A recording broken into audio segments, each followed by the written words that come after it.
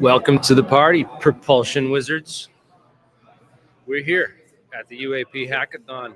I got in last night. I'm staying with Jared and Mark and Tim Ventura.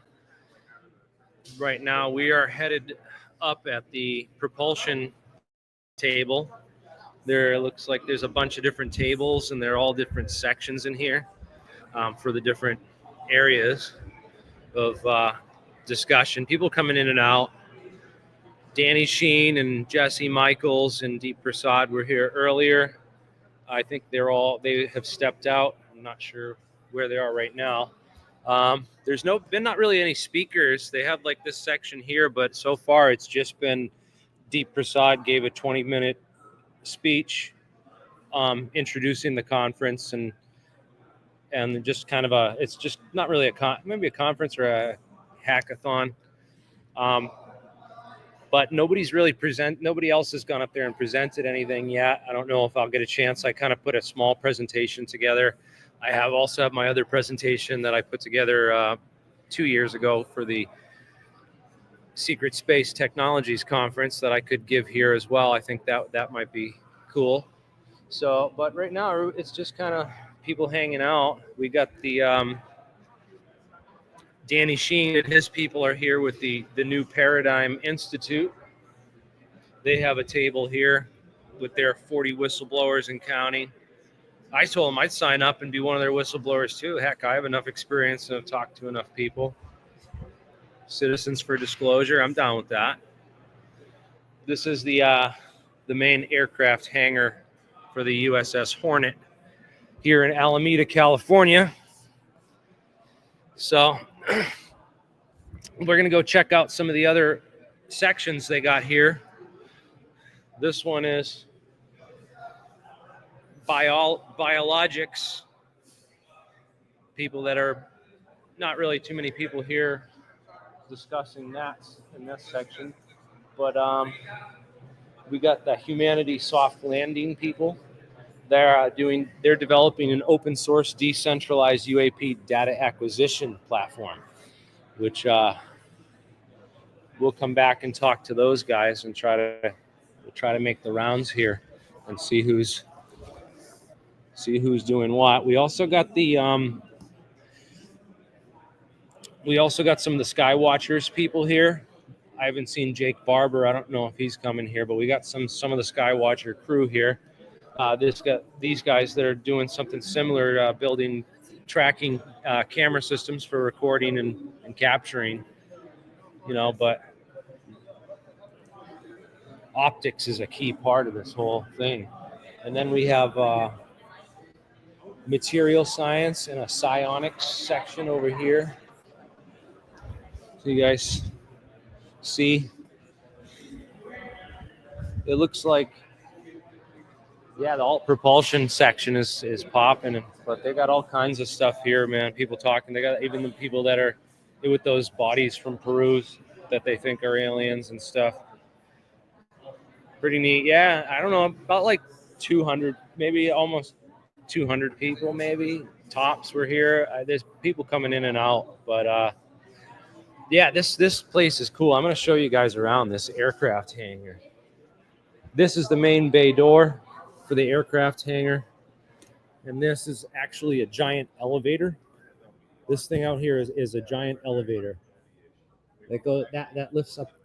You can put a plane on this elevator and lift it all the way up to the flight deck up there, up above.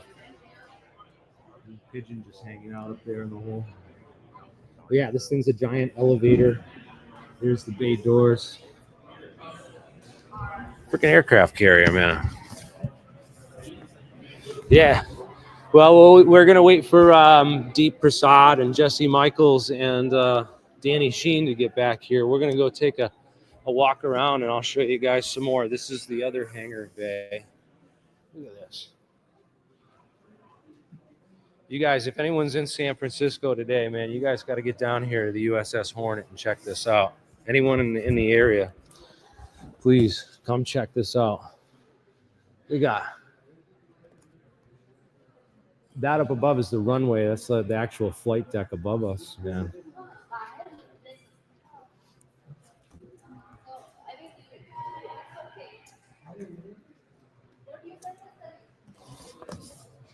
so cool. There's all kinds of stuff underneath the ship, and giant hangar space in here. They fit all these aircraft. There's a damn space capsule in here. Freaking helicopters.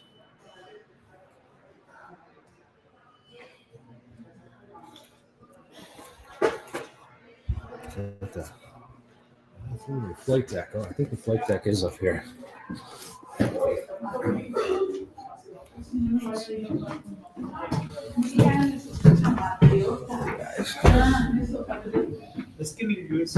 This is actually, they have a Westinghouse escalator in here for getting the pilots sleep down in that quarters there. That's where all the pilots sleep, would be right down there. And if they get scrambled, they have to literally get dressed and run up here, and they have an escalator to help them get up to the flight deck even faster, which is cool. An escalator built inside the aircraft carrier.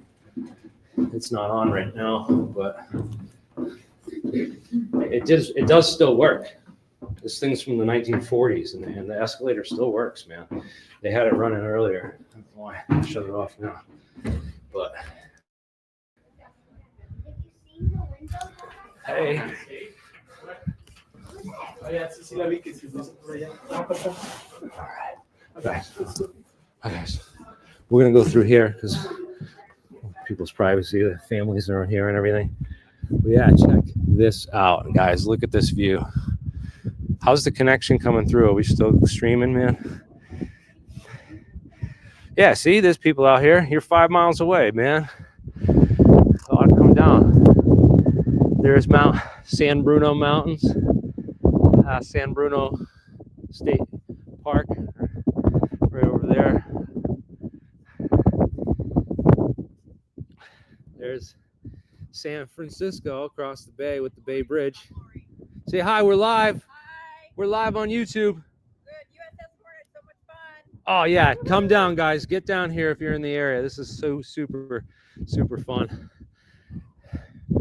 I'm gonna back up so you can actually see the control tower that I'm standing next to. That's what I just climbed down. Heck yeah. Live on YouTube. Check this out.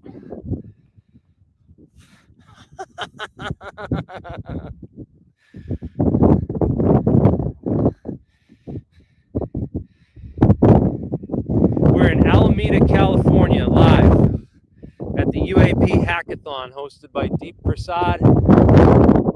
There's some motorcycle people learn how to ride motorcycles over there. Give you a nice slow 360.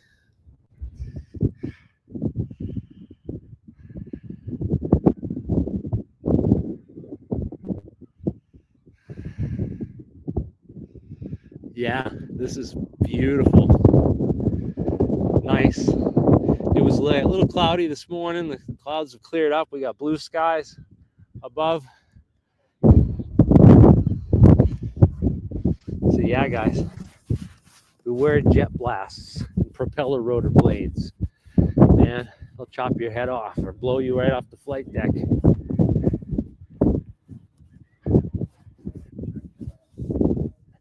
Yeah, I wish I could go up in there, man. Look at that controls tower up there. The viewports and stuff.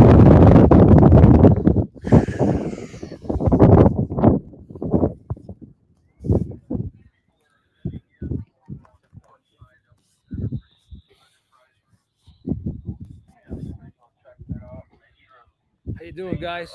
What's up? We're live on YouTube now. I got 68 people watching us, man. Hey. Yeah, I told them to come on down. Yeah, join the party, man. It's a good time. These guys know, man. They give awesome tours here. They're super knowledgeable, super nice, friendly, man. It's great. This is an awesome time. Thank you, guys. Yeah. This is awesome. Dude, what a great job, man. This is awesome. Here, guys. Shall we go down?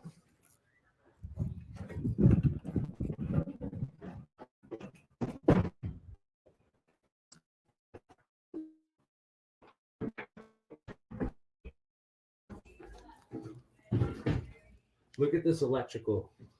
Look at these wiring, dude. Look at that. Imagine being the electrician on this boat, having to fix all that.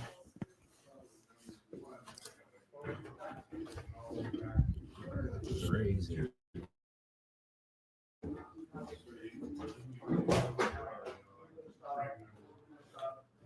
Can you go down here and see all this stuff? I came down there already. Whoop.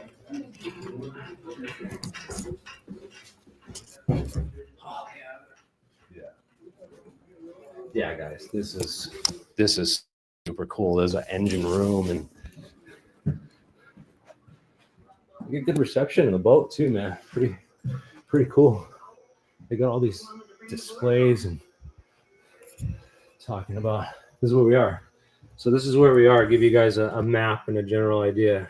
We're right here in the Port of Oakland in Alameda, California, right across from the San Francisco Bay. That's the Bay Bridge that you could see over there in San Francisco over here. So, and there's where Moffett Airfield is. That's where those giant hangars are down here, Moffett Field. We've covered those blimp hangars many times before. Yeah, I know some of the stuff in here, guys. Let me read some comments. Thanks for streaming. Yes, the USS Hornet. The USS Hornet.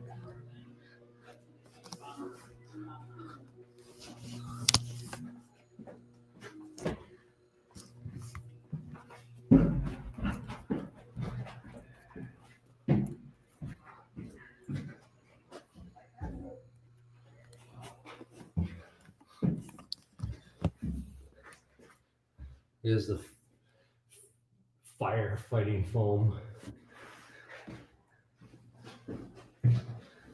Oh, here's the canteen, guys.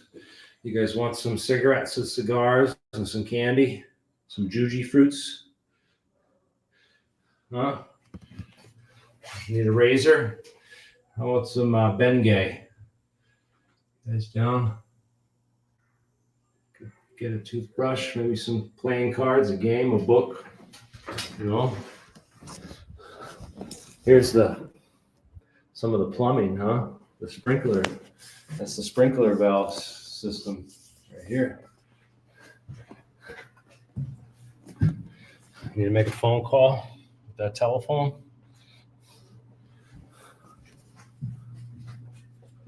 Take a nap in the officer's cabin. You know, write something up at your desk. Yeah, man.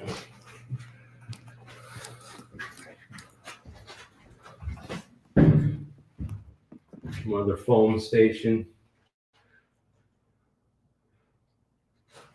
Fog foam booster pump.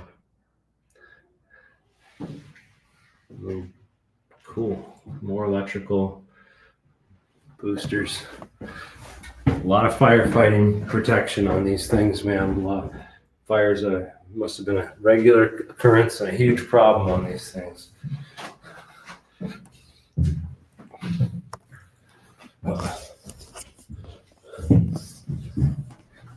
With more plumbing and exhaust vents and ventilation, more wiring, all the ceiling. Here's the engine room. Look at that diesel engine, man. The size of that thing. It takes 2 floors. There's another floor up above just to operate it. That's the diesel fuel input. That's where they load the diesel fuel into this thing. This was more components that have been removed and cut off, used scrap for parts on other ships. But yeah, what do you guys think, huh? Let me know in the comments.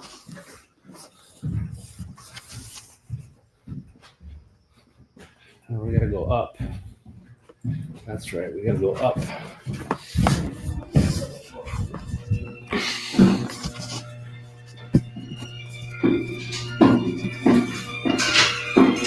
How you doing? Hey, say hi, you're live. We're on YouTube. Okay. Look at that, huh? You guys, this is so cool. This is so awesome. They preserve this history.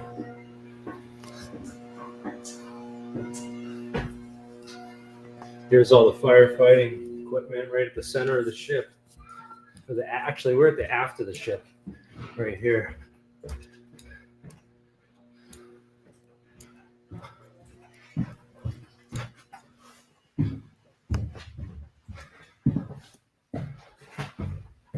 Is this it? No, this is this the way I came before? I'm sure I gotta go back that way. Oh, here we are. Yeah, this is the right way.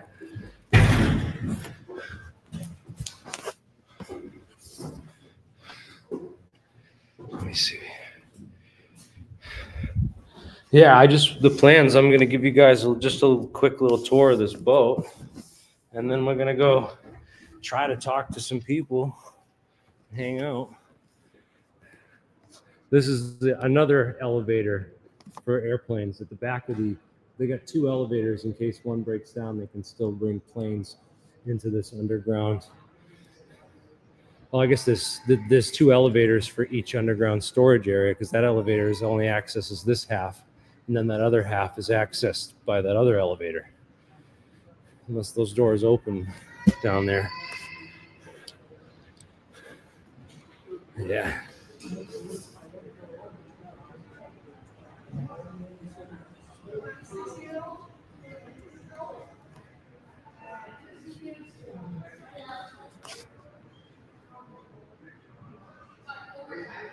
Very cool, huh?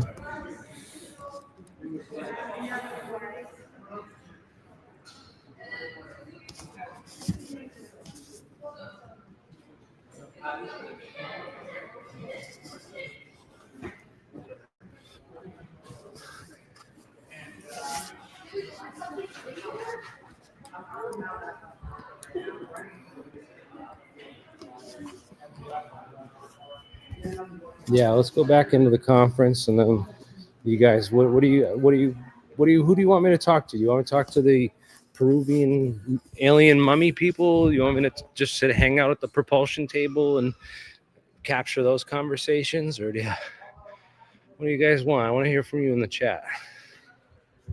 This is your conference too. I'm going to give you guys at least a half hour.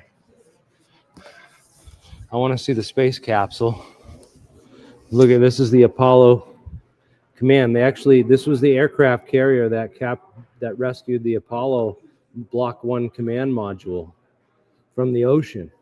And they had this thing on board, was the mobile quarantine station that they could load right out of here and onto a trailer. And this is Apollo 14 right here. I mean, this is the Apollo 14 mission. But look at that, Edgar Mitchell. Edgar Mitchell's signature is right in there on the table. These astronauts literally were picked up and flew in this thing. They could call their families and everything on the telephone there. It was all hooked up for them. This is the real deal. They also had these are the spacesuits for the moon, but they had the crew that actually rescued them in the module. When that module came down, the crew were wearing these suits because they were worried about bugs or diseases or germs coming back from the moon. So all the people that on the rescue boat who took the Apollo astronauts out of the capsule and everything, they all had to wear these suits with special air filtration and biosuits and stuff. They didn't do this on the later missions after the first mission to the moon on Apollo 11 because they didn't really have to worry about it. But, this is the Gemini capsule. Project Gemini. So they knew exactly where this thing was going to land, and they had the aircraft carrier out there waiting for them to come back.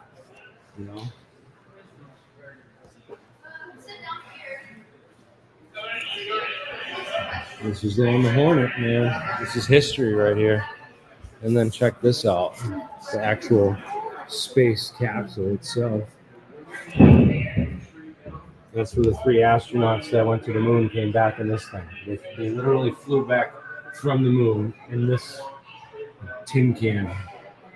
There's the hard drives and memory.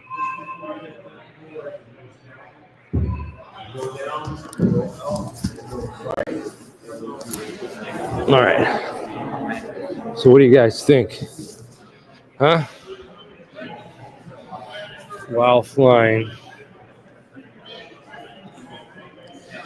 And I talked to some of the military guys about the UFO stuff. They were like, yeah. Waved their hands, sort of. Yeah, we got to talk to Jesse. Jesse's going to interview me while I'm here. At least he said he would. Hopefully he doesn't flake out on us. That would be terrible. Yes. Thank you, guys. What do you guys want to go talk to and see? Go talk to the engineering people? Yeah, let's go hang out in our group, in our table, and we'll see who comes by. Look at these guys. They're trying to build this helmet, which helps you go into the brain states faster, man.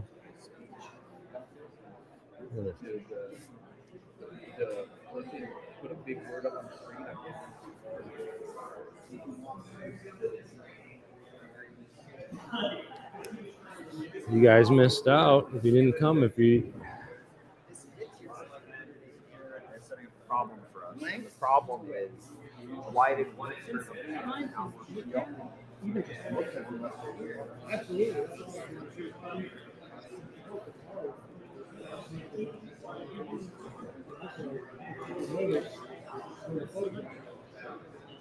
Hey, you guys.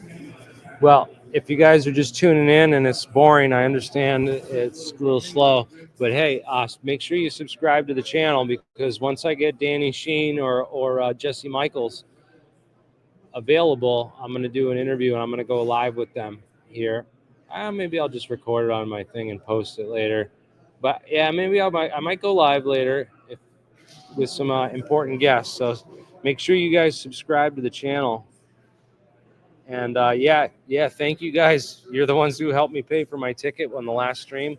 Thank you so much for everyone that donated and helped make this possible. So I'm glad I could be here to cover it for you.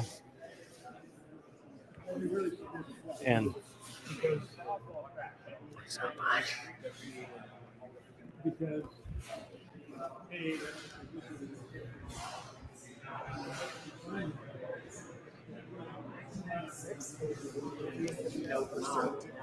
except that we have. What's up, guys? I'm live on YouTube. Anything you guys want to talk about? Yeah. Yeah. What are you guys here doing anyway? You want to talk about what we're trying to hack, or just about stuff? Yeah. What are you guys hacking? This is a hackathon. So what are we hacking here, guys? Well, we were just talking with Jared and Mark from Falcon Space about they're doing research on dynamic nuclear resonance techniques to induce aligned spin states in a target material, such that you can get antigravitic properties out of it. I think it's actually as the aligned spin states degrade is what Aaron was saying, but I'm not totally sure about that. Right now we're trying to engage deeply with the material and fully understand it. But the principle is in the mechanism of using triplet electrons to get the DNR or DNP to work. And once you get the nuclear alignment of the spins, you observe some really interesting properties, antigravitic properties. So we're going to dig into it, try to understand the results. There's a book by C.D. Jeffries from like the 50s that's describing a result where an 80% reduction in mass was observed. The paper from Falcon Space is observing a 17% mass reduction and trying to replicate the results and go beyond them also of the original 1950s research. Yeah, we can show the paper. Yeah, let me see that paper. Yeah, so we talked about this on a previous stream. We're about to release this, guys, and I don't think this is preprint. This isn't public. This should be published from last year, he was saying. Oh, it's April published of from last year. Yeah. Okay. But that paper is effectively like the challenge for the hackathon. So why did one experimental setup work versus the other? Okay. So this is apparently a Work cavity versus the other. where a sample was stored, and using a magnetic field and RF pulses. Yeah, this thing was instant- put inside the giant magnet coils that he has, the setup Right. that we had there at so the lab. So the Remember? magnetic setup and also the RF pulse setup. Yeah. Once you tune everything to the resonant properties of the material and the cavity, this is how you can get observe the mass reduction. And I think you were saying that the mass reduction actually occurs when you when the Right. spin states are Right, so- decohering. so- Do you want to go into that? Yeah, so basically the way that I understand this, and this is my literally having jumped into the topic Yeah, like same here. 5 minutes ago, right? So this is like secondhand Jared's explanation, which is different from Mark's. So I'm total newbie to this topic, but what I'm understanding basically is you have a steady magnetic field, Yep. then you pulse then you pulse RF frequency at it. Yeah. And at a particular Gauss, you're looking for a dip where the reflected energy that's reflected back is lower before there's a big dip. Do you want to talk about how it's detected with like the Oberhauser effect? What do you mean? So this is just I'm just repeating what I understand from Jared, right? Yeah. So you're looking for reflected EM energy back from the sample at a steady in a steady electromagnetic field, right?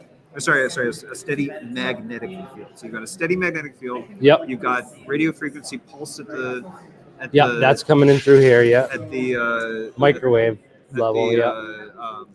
At the sample. You're looking for reflected energy. Correct me if I'm wrong here. Yeah. You're looking for reflected energy, and you're looking at the intensity of the reflected energy. And then what this curve you'll see has an initial dip and then a big dip, and that big dip means you've gone too far. So you're looking at that initial dip. What the initial dip means is that you're achieving what's called nuclear magnetic resonance, right? So you're actually starting to shake the nuclei. Yeah. So initially, with all that initial stuff where you don't see the drop, you're just shaking the shell of the electron at the frequency of the RF pulses. So once you achieve nuclear magnetic resonance, once you achieve a nuclear resonance (NMR), then all the nuclei will start to move and align with the magnetic field. And then what you do is you can you can pulse the magnetic field, and then you Can you pulse a counter magnetic field so it flips in the opposite direction, right, and then they relax back and at then the when it Lamore realigns- frequency? Right, and then it realigns. Yeah. This is how I understand it. So then Yeah. you pulse it again with a second magnetic field, and then it knocks everything out of orientation. So that third stage, during that realignment, is when supposedly you see a mass reduction. And then, so the challenge here is to figure out why one experimental setup is not working versus another that is working. And then also, what are the details of the experimental setups? And we've got theory books here that are pretty dense and pretty big. Yeah. And it's kind of like, without help, can you go in and look at all the different, theory resources and hack it and get like a sense of like what is going on? And it's like, these are really dense, high level theory books that, were published by the initial authors of this stuff. Yeah, this stuff was figured out in the 50s and stuff, and I believe it was classified. There's a paper 59 by Alzafon that I know of, and then he did he came back in like 81 with the Boeing study on this stuff. And there's controversy going around the field. There's people saying, "Oh, there's a paper published that this is all bullshit and it was all debunked." And I was like, "Well, we got to try it for ourselves because that's how." So what it seems like is from the statement of the challenge, we've got this kind of description of the experiment, which is not perfect. Yeah. So it's our job to figure out what's wrong here. Yeah. Or maybe with the other setups. Yeah. And kind of dig out the details ourselves. And it's like, I guess kind of like baby version of what you might have experienced back in the day in the IC or something like that, Yeah. Like, we're not going to help you. We're actually going to trip you up a little bit. It's like, yeah. So, But really interesting concept, the idea that basically you can have aligned spins that then when they are knocked out and realigned, you get a mass reduction. And it's like, why would that happen? So, And this is the paper, yeah. it's, you know, I feel like, it's kind of a rare opportunity for people that are watching this stuff to actually kind of get a clear explanation that's accessible to laymen. So I hope I provided it a little bit. Yeah, I hope so. Something that was clear and laid out and actually could, be understandable by extreme audience. Yeah, we're going to put some Yeah. visualizations together for the whole experiment How many and people are stuff. watching Yeah. right now? Yeah, about 94. But hold on, I'll jump over here with you guys. I'm going to go across the table here. So I think, so if you guys are total noobs and you just learned all that from Mark and Jared just now in the last hour, then I think they're doing a good job here. Yeah, and it's it's neat stuff. I feel like the kind of the general trend of things right now is that like this hackathon is kind of like, I guess, the spearhead of like what's going to be coming. What's going to be coming? Yeah, it's just really like this is like the first. It's the first step. It's like the ground floor. Starting to come out. And like as we're and it's like I think that as the information comes out more and more, it'll come out in formats possibly that are more and more accessible and people can understand. I'm guessing that, but the idea is to get the Silicon Valley community, who's the tech nerds, interested in this stuff and up to speed and just quickly educated on all this stuff. So that they can dive right in and be like, oh, okay, well, what do I think is the most interesting thing, or even the VCs out there, venture capitalists and stuff, or can be like, oh, what technologies are coming out of this that could potentially be worth investing in. And it's like we're looking at something that this kind of thing would have been labeled like complete bullshit crackpot like a few years ago to the public, when it's like you have something here that seems pretty robust. It's like maybe your experimental setup was bad, but it's like we can figure it out and look into it. But I mean, it's a good theory because they really aren't understanding these interactions between these strong nuclear forces and other forces that are going on inside the nucleus and electromagnetism and gravity. So understanding and possible and probing for possible relationships between gravity and other fundamental forces is I think an important step to understanding gravity and conquering it ultimately. So gravity and consciousness. Yes. Because apparently as they're saying, there's a nexus between the two or something. Well, that's what Jack Sarfati said. The CIA hired him for that in the 70s. Exactly. He's right across the bay here. Yeah. Maybe we'll go over to his house later and we should. We absolutely pay him a visit. Yeah, Jack. Love to do that. I don't think he's watching, but I'm gonna send Jack an email and see if he's home. Okay. Maybe I'll text him. But yeah, this is awesome, guys, and thank you for. Where are you from? The Bay Area, or are you? I mean, originally I'm moving to New York City, so if there's any UFO peeps in New York that want to, right on, man. UFO physics group or some shit. I don't know. You got a website or anything to plug? You want to plug your Instagram? I don't have anything. No. I don't have anything. That's good, man. I've been a ghost. This is my first appearance on the big time. I blew his cover, guys. All right. I'm just like you guys. I'm just some guy that's like really enthusiastic, like 5 sigma degree of interest in the topic, and it's like I guess I've learned a lot by just following people and putting together what's like heuristically the most likely thing to my assumption has been that the truth is in the messaging, but it's just you gotta listen, you gotta like form a Venn diagram of like what are people saying and like look for the common points and the trend, the things that they want to eventually. Well, that's why they control it that way by putting these people astroturfing the spaces. And but it's like the thing that they want to vector in on, I think will be repeated more often than the other things, right?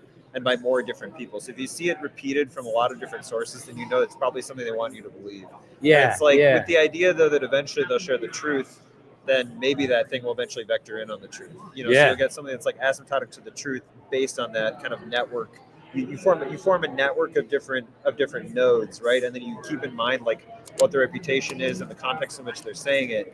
And then when one node, bumps something up, then the entire, network of people that have connected to them and the things they've said, you bump that network up. That's why we're So here, it's man. like- We're just trying to because if we weren't here, they wouldn't have this That's- key piece of the puzzle right. and everything. And So it's like everyone's- I think that's been a useful strategy up until now, but I think like we're reaching a phase difference now where they're actually starting to really tell the truth. yeah, and they're like, forcing you know- it out of them because they can't hide Yeah. it. They can't hide it. They can try to disinfo up the space and distract the Yeah. conversation, but I mean, it's like at the end of the day, like the thing about me is the way that I approach this is I don't like narrative games. yeah, So it's like, I'm just gonna straight up say it like, okay, it's coming out. It's coming out because they want it to come out. yeah, Whatever the reason is for it to come out, it's coming out. So it's like, we don't know why. Obviously, we can make it's coming out because the powers that be want it to come out, not because like Will Elizondo's a hero. It's like it's coming out because they want it to come out. yeah. They or they can't control it anymore. Yeah. Maybe Yeah, that too, maybe that. because of the internet really Maybe that. really threw a wrench in their plans. I feel like their ability to control information, they're realizing they have no ability anymore. Right, exactly. It's all in ChatGPT. Yeah. Like, literally, you can go look this shit up in Yeah. ChatGPT. Like Jack Sarfati on Twitter, he was like saying like just go look up this stuff on ChatGPT, and it's like okay, just type it in and it'll explain any idea to you that's like related to this. Like you want like a comparison of like Hal Puthoff's physics ideas versus Jack Sarfati's. It'll explain to you the differences and like actually help you understand it, so you can understand like Hal Puthoff's polarized vacuum model or like Sarfati's references to like Roderick Sutherland and like how his back reaction on the the underlying wave space from Bohmian quantum mechanics. It's like like I'm spouting off stuff here. Yeah. And it's like But ChatGPT will look into has and helped me read it. understand these things. It's like that's crazy. That's so- awesome. Yeah, they really the AI is definitely accelerating the info space. They're saying Sarfati's a jerk, but he seems to know his stuff. It's like he goes on a podcast and describes himself as a narcissistic genius. Yeah, So it's like he knows what he's doing. It's like that's his shtick. Like and it's kind of a funny shtick if you just put up with it. yeah. It's like I knew someone that was listening to him on a podcast, and I was listening to him like drinking up every single word. Like this guy's like really worth listening to. And it's like the person with me was like, oh my god, this person is such a bloviating idiot. Yeah, And it's like, it's like that's how they hide it. yeah. It's crazy. Yeah, So like there's this thing called the Alien Interview from 1997, and my personal opinion, this is totally my personal opinion, is that the interview from that movie Was is that really with, important. It's the Area 51 Alien Interview. what's the alien's name? There's no name. for the A-Rod? alien. No. There's no name for the alien. No It's- name for the. I know. I think It's I've called seen the one. Alien Interview 97 from 1997, and there's an interview in there where it talks about like the idea of like uploading consciousness or something, and like how the container secretes technology, and that's the improvement process for the container, and like there's no difference between like technological or spiritual when it comes to that improvement process. Like they're one and the same. And like it flashes to like this picture of CBC security camera, and it's like. But the thing is that it's got this completely ridiculous setup of like this alien and looks like this stupid costume that looks incredibly dumb.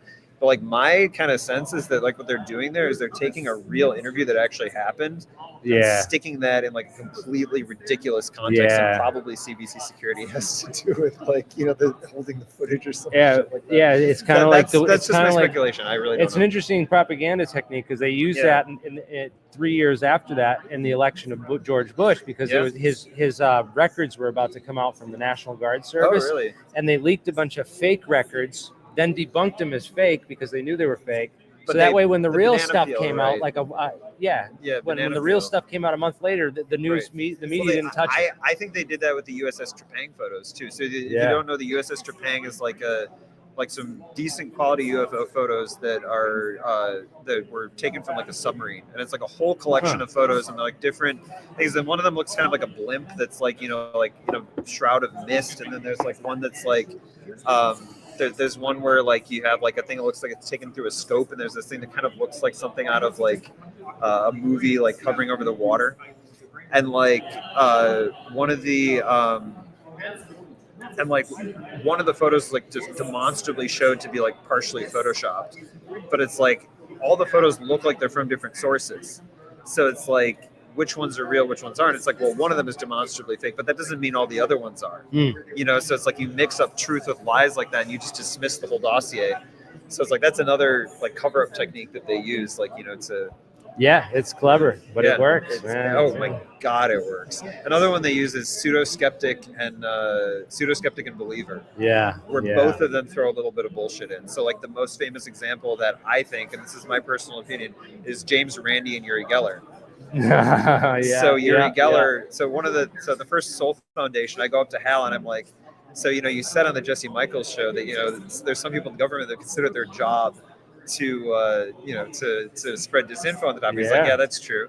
And I said to him, so is Uri Geller one of those people? And he goes like this. No. So it's like, I don't know. So my interpretation of that, because he does that same like weird like arm crossing thing when Eric Weinstein is like interrogating him on the series of the Jesse Michaels show. Yeah. So like I think that's kind of like his go-to, like I'm a bad liar kind of thing. Uh-huh. So like his way of like looking at this is, you know, he's obviously like one of the top guys up there with Follet. And so it's like what I think it was that maybe Uri Geller had some genuine psi abilities. But like psi abilities are stuff like, you know, you go into a meditative state and you can like maybe get some information about a remote location, right? Yeah, right. That's what a psi ability looks like. Well, that's what they're doing over there, man. So maybe he demonstrated with the helmets. I'm gonna go talk to those guys and the psionics table too. Maybe he demonstrates some real stuff, but then he goes on the Tonight Show, right? Yeah. And Uri Geller goes on the Tonight Show, and then Randy comes out and debunks him. Yeah. And it's like, were they in that together? Yeah, it might have been like a, alley-oop, right? They alley-ooped all of us. Yeah, all of us. Yeah. Yeah. Fucking crazy. So that's my own little suspicion there. Bump, set, spike. Yeah. That's the. All right. Well, it was awesome talking to you, man. I'll circle back around too, for sure. And they offered Greer psi helmets. What's that? What's a psi helmet? You know, the psi helmets, dude. Let's go look at the God helmets. Dude, no, these are the psi helmets. We're gonna go look at the psi helmet. You guys, that's what we're doing next. Is the psi helmets. Come on, guys.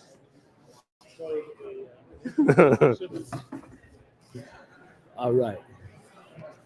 Ready for the psi helmets.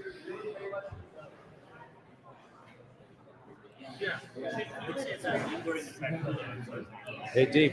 Hey. Say hi. Hey, guys. Everybody. Much love. How's it going? This is the man who made it all possible, guys. Much love. Hey, so what is this? The psi helmet? What is going on here?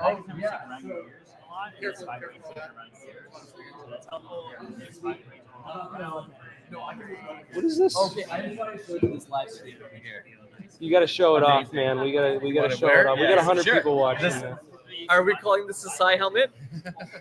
Hey, I can now command a UFO. Is that it? Yeah. Calling all aliens. You can command 3 at once. I could probably pilot 3 and then like command 10 like motherships. I don't know. Yes. Makes you the hive mind. I'm not connected with the Greys. This is like a medieval Faraday cage. Yeah. For your So head? this is actually an EEG headset. This is Faraday cage. Yeah. Yeah. If you want to wear the Faraday cage. Yeah. The purpose of us having this is we want to connect with hackers or developers, and cross-connect live brainwave data with a global quantum computing network. That's what this is. And so right now we're hooked up to a global network called the GCP2, and here's a local node. So we're actually doing a global versus local measurement. And then part of what we're going to do is connect people's consciousness directly through measurable EEG to machine learning applications in the quantum network. Right on. And you know what's cool? The quantum internet and quantum distributed computing is continuing to like develop and mature. So like we'll be able to actually do this with like real distributed quantum computers. If you look at my back, X-Prize, right on. So this is we're semi-finalists in the X-Prize quantum computing competition, and this project right here is the first project in X-Prize 30-year history to complete a competition with working quantum algorithms. Nice. So Congratulations. cool. Hell yeah. And so Hell yeah. Amazing work, my friend. Yeah. I see that. So what's This is cool. What are these, like solo cups that are, with lights in them?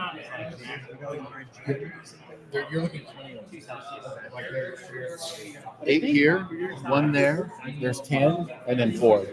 So, where's the feedback? So like, Is this virtual reality? What is that? What is that on the camera? Well, these are just influenced by all of us. So putting on this is a manner that we use in groups and individuals to influence, to infuse the area with coherence. Okay. And then we can see it happen there, see it and measure it. This is just visual, but here and here actually measuring that. So part of what we will be doing is connecting. How'd you like that? How do you know from the graphs when they're astrally projecting?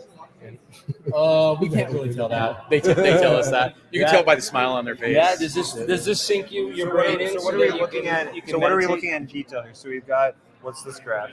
These are the raw data for all 9 of these. Okay. And then what's this one? This is the Morin's eye. This is a when it senses correlation, this Okay. controls the movement over here. So there's various data visualization tools right here that'll cycle through it. And this is also on a different computer. It's not on this, but it'll also generate images. So we're like, one of the things we say, we're kind of like pulling out images from the subconscious. How about how is it connected to the helmet? Not directly now. Okay. So this over here, the objective is going to be able to do live things, and that's the purpose here. Is we want to connect with people, coders, people who want to join the project, and then we'll be able to connect live EEG signals to. There's some coherence happening here now to these, so we can actually. So, like, I know that, like, at the Princeton Engineering Anomalies Laboratory, like, they would have had, like, people doing, like, trying to affect something like this in meditation. So, like, what's the actual, like, mind technique that you're using to, like, actually affect? Well, they're affected by just being there. You don't need to do anything. We can sit around and you can yell at it, but it's going to have an effect, right? You don't need to go into any particular state. If I can take this, you can see the coherence happening now. Yeah. I can take this to an event. Nobody even knows what it is. It's still going to work. Okay. You So, know, like, you Do you think this will have an effect? The Faraday cage?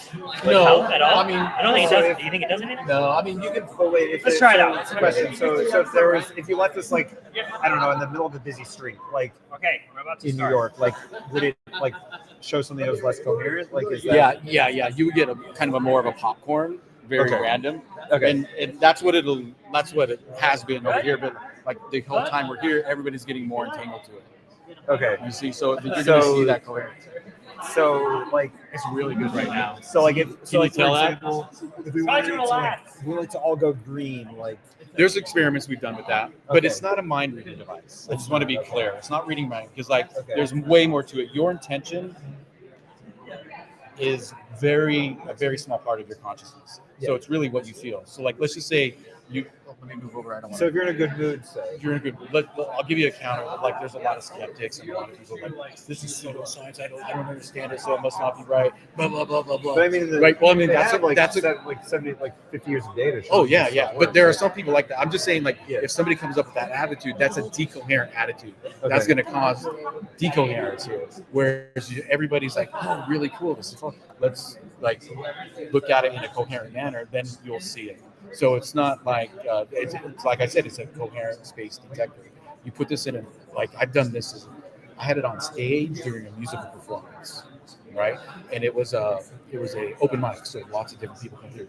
Every time somebody got up, they would go to a pattern. It would stay pretty consistent for their performance. Then their performance would end.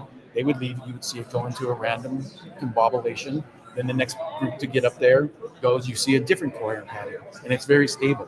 You know, there's everybody's attention is on that one thing. There's the sound coming out, so that creates the coherence. There's no coherence going on here. We have some sound, but it's off right now. They'll probably work this plugged in. So when you say coherence, though, like, so is it like, so how are you? So this is very generating? popcornish, Yeah. but if you saw like 5 all the same color, that would be very coherent. Okay. And then that would be like 5 of these going in the same direction. Okay. You know, So that's what I mean when you say that. And then there's ways to track it here. Some of them are subtle. I mean, you can't visually see it. That's why it'll turn here when things reach a state. I don't know exactly what it says, but the words will change as well. So this is why. So the words come up. This is why I say it's a form of quantum intelligence. Words do have some meaning, but it's very subtle. You know. But what we want to do is continue developing this. This is like a baby AI, and we want to continue developing it to where you can maybe even converse with it. Okay. But for here, what we wanted to do. So I mean, what would something like that look like where you're able to converse with it? Just like you would converse with something else, but it wouldn't be.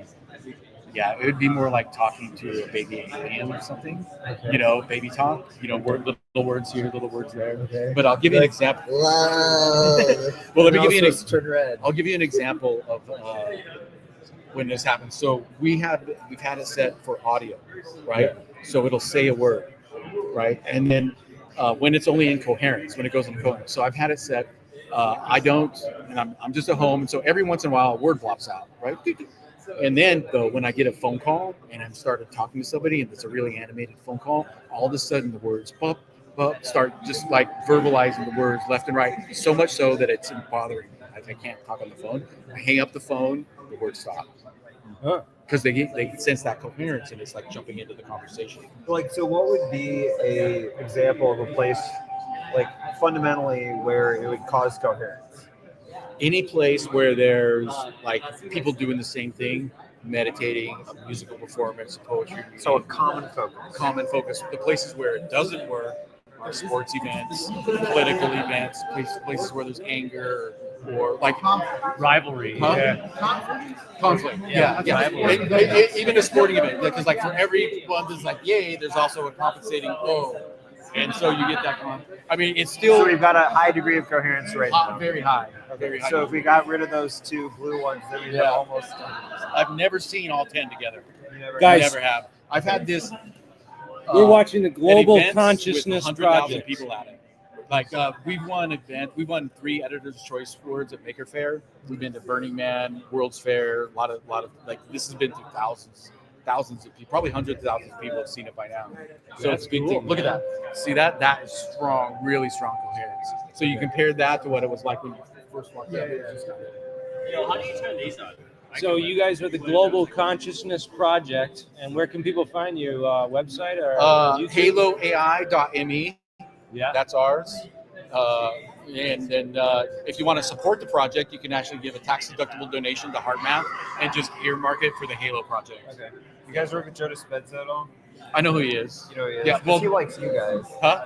He likes you guys. What do you mean? He uses HeartMath principles. Oh, yeah, HeartMath. So he has one of these. Yeah. He has one of these. Yeah. How much do these cost? You can't really buy them on the market. Yeah. These are for just specific people right now. But They're about $300. Yeah, they have them in stacks of 10 and 20. Do you what do you just design the board on a thing, or you get them printed No, out? this was created by a company called True RNG. Oh, okay. Yeah. So they make them. They make these too. And who produces the Psi helmets?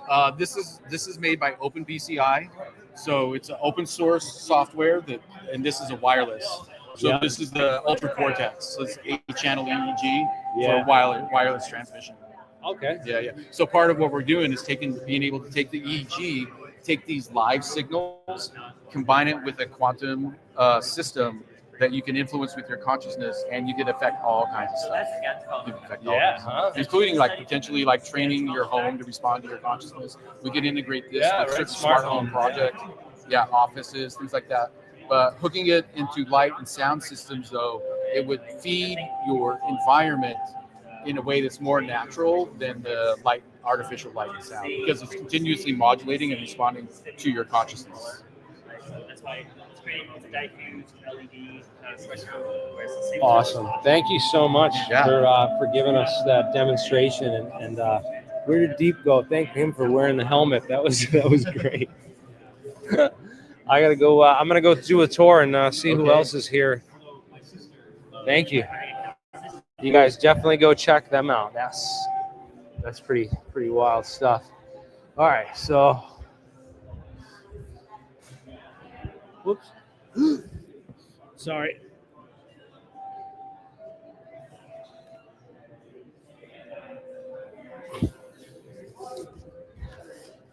Unplug the cord on the ground.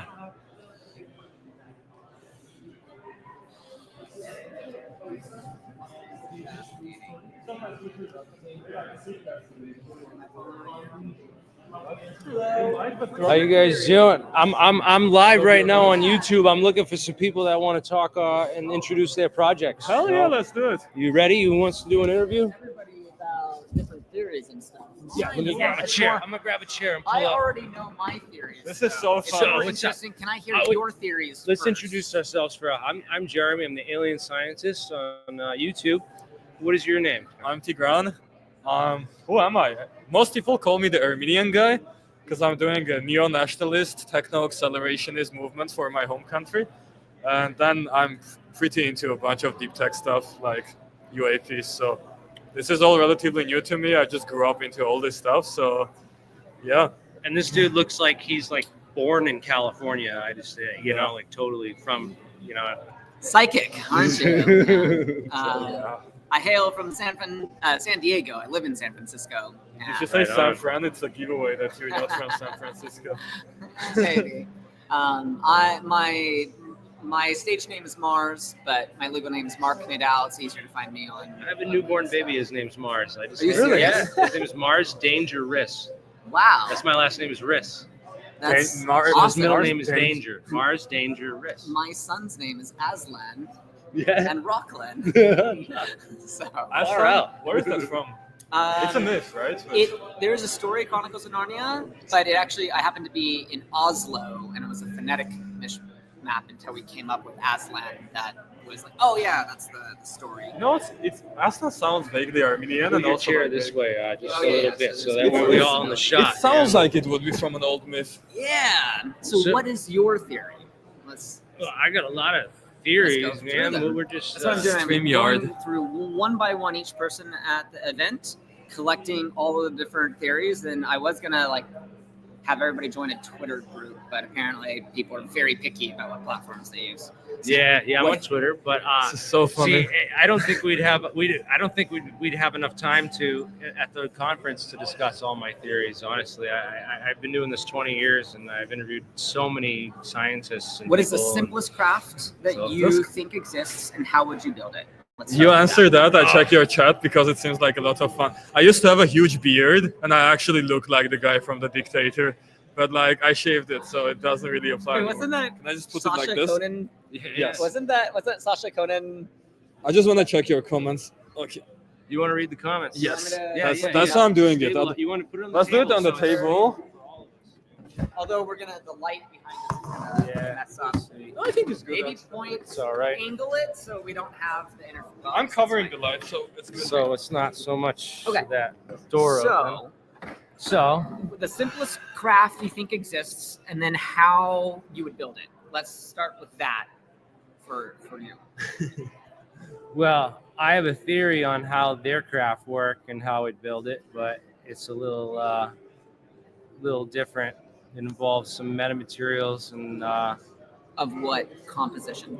so you get like two mirrors with a sandwich of a dielectric between them, and you have one of those mirrors that can move, and then you can pump the space. You can pump the space in between.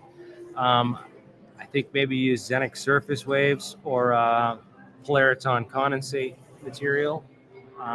Potentially, so that you can pulse it with excitons. That's like light you pump into the material, and that will produce exciton polariton pairs inside the material.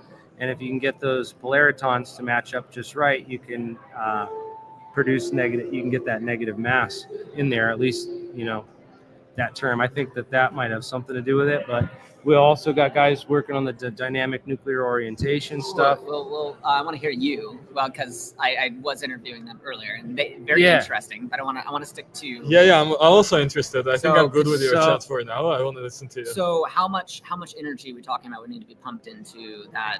Is it a Well, vacuum if you between the can- mirrors, or If that's well, you have like a Casimir force between the plates, you know, so that when you can artificially pump that space, you could create virtual photons in the process. So that might be a way to create free energy, or actually get free energy out of the vacuum. So would that be a battery, or would that be an or is this the energy driving system, or is this the actual propulsion? It might be actually we take it's energy and propulsion too, because you're breaking down the space time with these pumped quantum states. So I think also there's this whole idea of, you know, like you pump laser energy into the vacuum and you get like the same kind of effect, these polariton lasers. I don't know, which is very similar. Like the polariton lasing effect works in a similar way, but if you could trap that to the near field on the surface of the craft, you could potentially, you know, warp space time and also get energy out, you know. So two questions on the pump. If it is a vacuum there and it's really well sealed, Yeah. trying to pump it, like to physically move it, is going to require a lot of other energy. Right. And the second question, in the lasers, how strong do those lasers need to be? Do you think is there a minimum threshold? Or is there Well, the lasing optimization? effect occurs with it's parametrically generated photons from the actual from the inside. geometric You're not space. pumping laser into it. No, I would say, like, you know, You're rather letting than pump, because I thought about that. You know, you get a laser and you can pump the space with light and get a bunch of trapped light. But the other idea is that you can generate that parametrically by, if you have some way of vibrating that, like, you know, I always thought like the shape of a UFO is like a cymbal, a drum cymbal. You smash a cymbal and it's vibrating at that resonant frequency, and that might have something to do with that layer that's producing these virtual photons and that effect. But it's all about these quantum surface coatings and polariton condensate materials. According to my theory, anyway, that's what I want to do. That's if I had all the money and just unlimited funding, and that's pick one thing to research and go down that path, that's probably what I would do. So tell me more about condensates. And now treat me like I'm 5, because I actually not super familiar with. So a condensate is basically, you know, there's two types of statistics that govern quantum behavior. So there's Bose-Einstein statistics or Fermi-Dirac statistics, right? So that's fermion. So fermions are Fermi-Dirac statistic governed particles, which are half-integer spin particles. Which, again, don't worry about what that means for now. But you have bosons, which are force-carrying particles. Like light is photons, energy are a force-carrying particle. Gravity is potentially a force-carrying particle if it's mediated by a particle at all. Some people think that gravity is a result of ambient electromagnetic energy that's just there's too much chaos, and that it's basically like it's the universe is like error correction, that it's trying to do all this computation, but there's a net pressure of photons in one direction, so it error corrects by deleting the space between, which causes an acceleration force of gravity.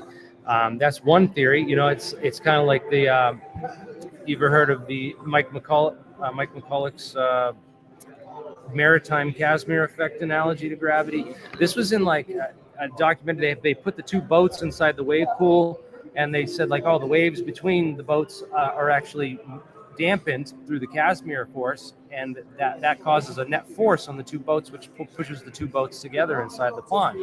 They said that's the same thing that's happening in gravity, is that these net waves are damped out in the space between, and that you get this pressure force from the outside that pushes things together. And that could be what causes gravity. So if that's the case, well, maybe if you just altered your you could change that state somehow, then you know, but then the polariton. So back to the idea of the condensed matter stuff is you get, you know, that's what happens in a laser is you get two mirrors with photons bouncing back and forth, and they all line up to the same wavelength because the space in between is the same, and then you let a little point of light out, and that light can escape, and it comes out as a coherent beam where everything's aligned to the same wavelength and they're all lined up. And that's an interesting idea. Maybe you can alter gravity by lining all the spins up, and like Mark's suggesting with a spin alignment, Alzafon gravity. But it might be,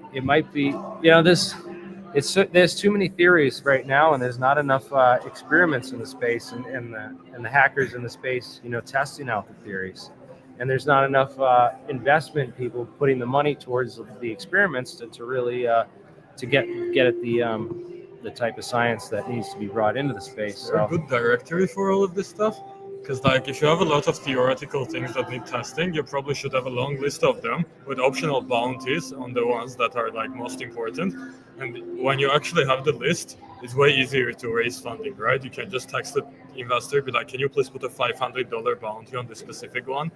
And some 15-year-old really autistic nerdy kid might actually figure it out, You don't necessarily need a team of 20 scientists. Well, the other thing too is they have a lot of ESA, you'll have guys like Martin Tajmar, who said he's tried all these things and none of them work, and he's known as Dr. No in this community, and there's a lot of people think that they can't trust him because he's basically covering stuff up. So there's a lot of distrust in the community as well from these official scientific sources like Martin Tajmar of ESA.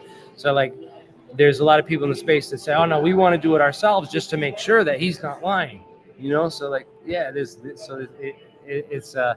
a crazy time to be alive and an engineer in this space, because it's, in all the spaces. Yeah. So a question, maybe you're able to answer. If I have a laser on top of a really, really tall hill or tower in San Francisco, and I point super, super strong laser, and I point it towards New York, it's going to take less than speed of light time as it atmospherically scatters to there's beam divergence. So the beam widens out as you get a pen laser. It's a nice tight beam, but you start backing up 25 feet. It's grown now to twice the size. Remind me, why does it widen out?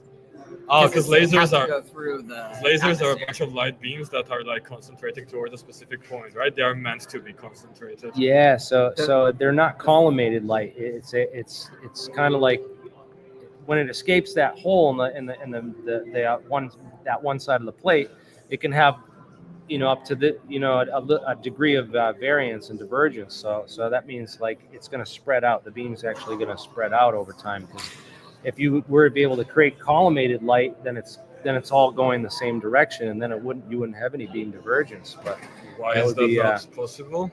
It's just not physical. It's very hard to produce. You'd have to have an infinitely thin cylinder for your lazy medium.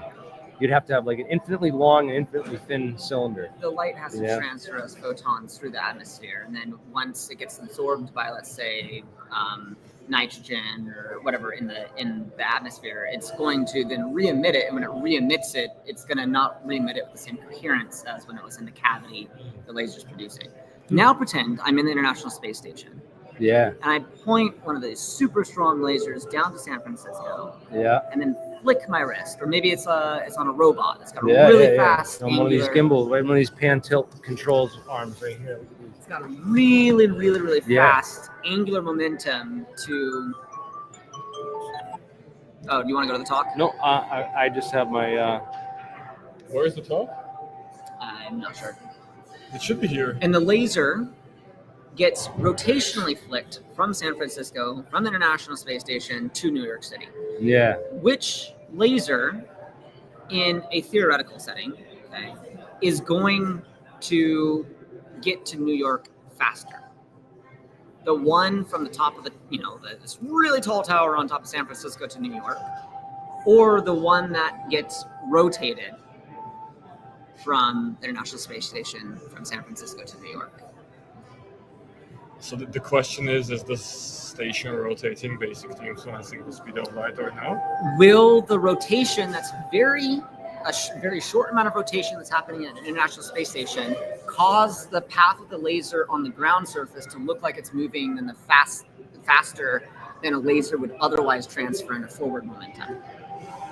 I don't know if that would have as much of effect as just the orientation of the geometry of the laser on the surface, because when you're close to a surface and you move a little bit, you're going to have Right. it's going to go way faster because I mean your function is it changes the distance because you're on a plane. Whereas if you're Right. pointing down at a plane and just going across it, I think it's slower just because of that. You're saying it's slower. Yeah, it'd be if I'm in an faster if you're closer to the ground. If you're closer to the ground, the laser is going to travel across physical distance across the ground at a faster velocity than it would if you were in the space station and you rotated the same amount. Why is that again? Because the geometry of being so close to the surface that you're projecting onto, because that You mean it's literally a shorter distance, or like what? well, just think about it, like if there's a shadow of an airplane that's flying 1,000 feet above the ground, the shadow moves slower than the shadow of an airplane that is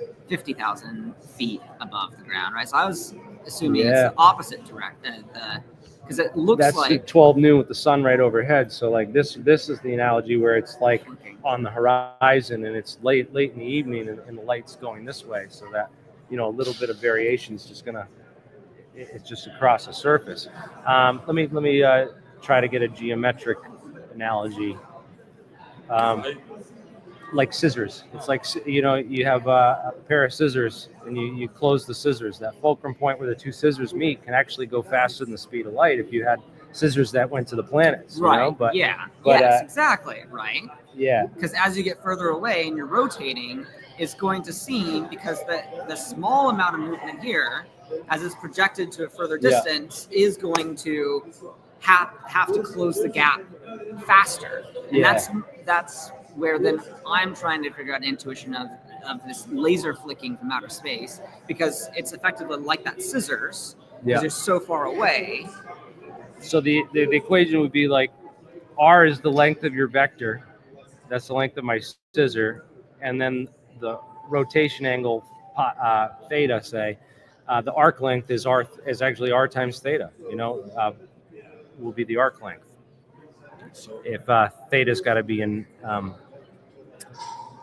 radians. But anyways, Can I ask you a question and leave you guys to it? Yeah. Does So- anyone have any questions out there in the audience and I stuff? think Or he was also saying, but let's I wanted to ask a question, but yeah, that's a good point.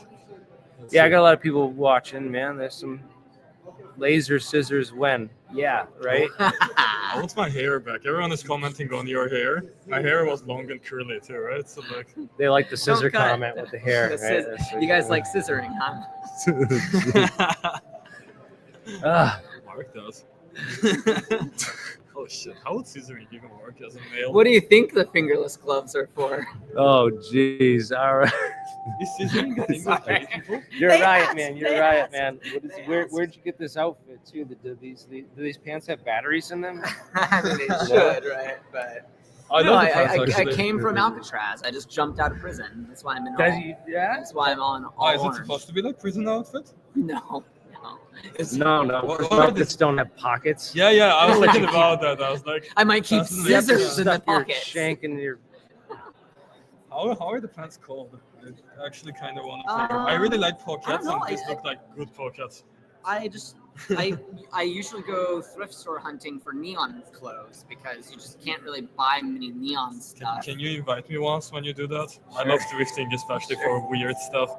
Let's find you again. And then my question to AlienScientist, right? Yeah.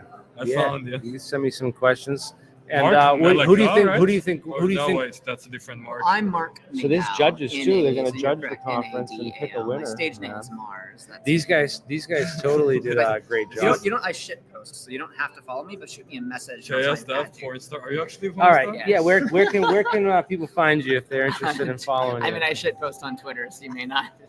You got a website or a Twitter or anything? Yeah, so You guys. okay, so the question to you, and then I'll tell you what, right? And then shameless plug. That's the order. So, do you think that coordination is an important problem to solve in this community?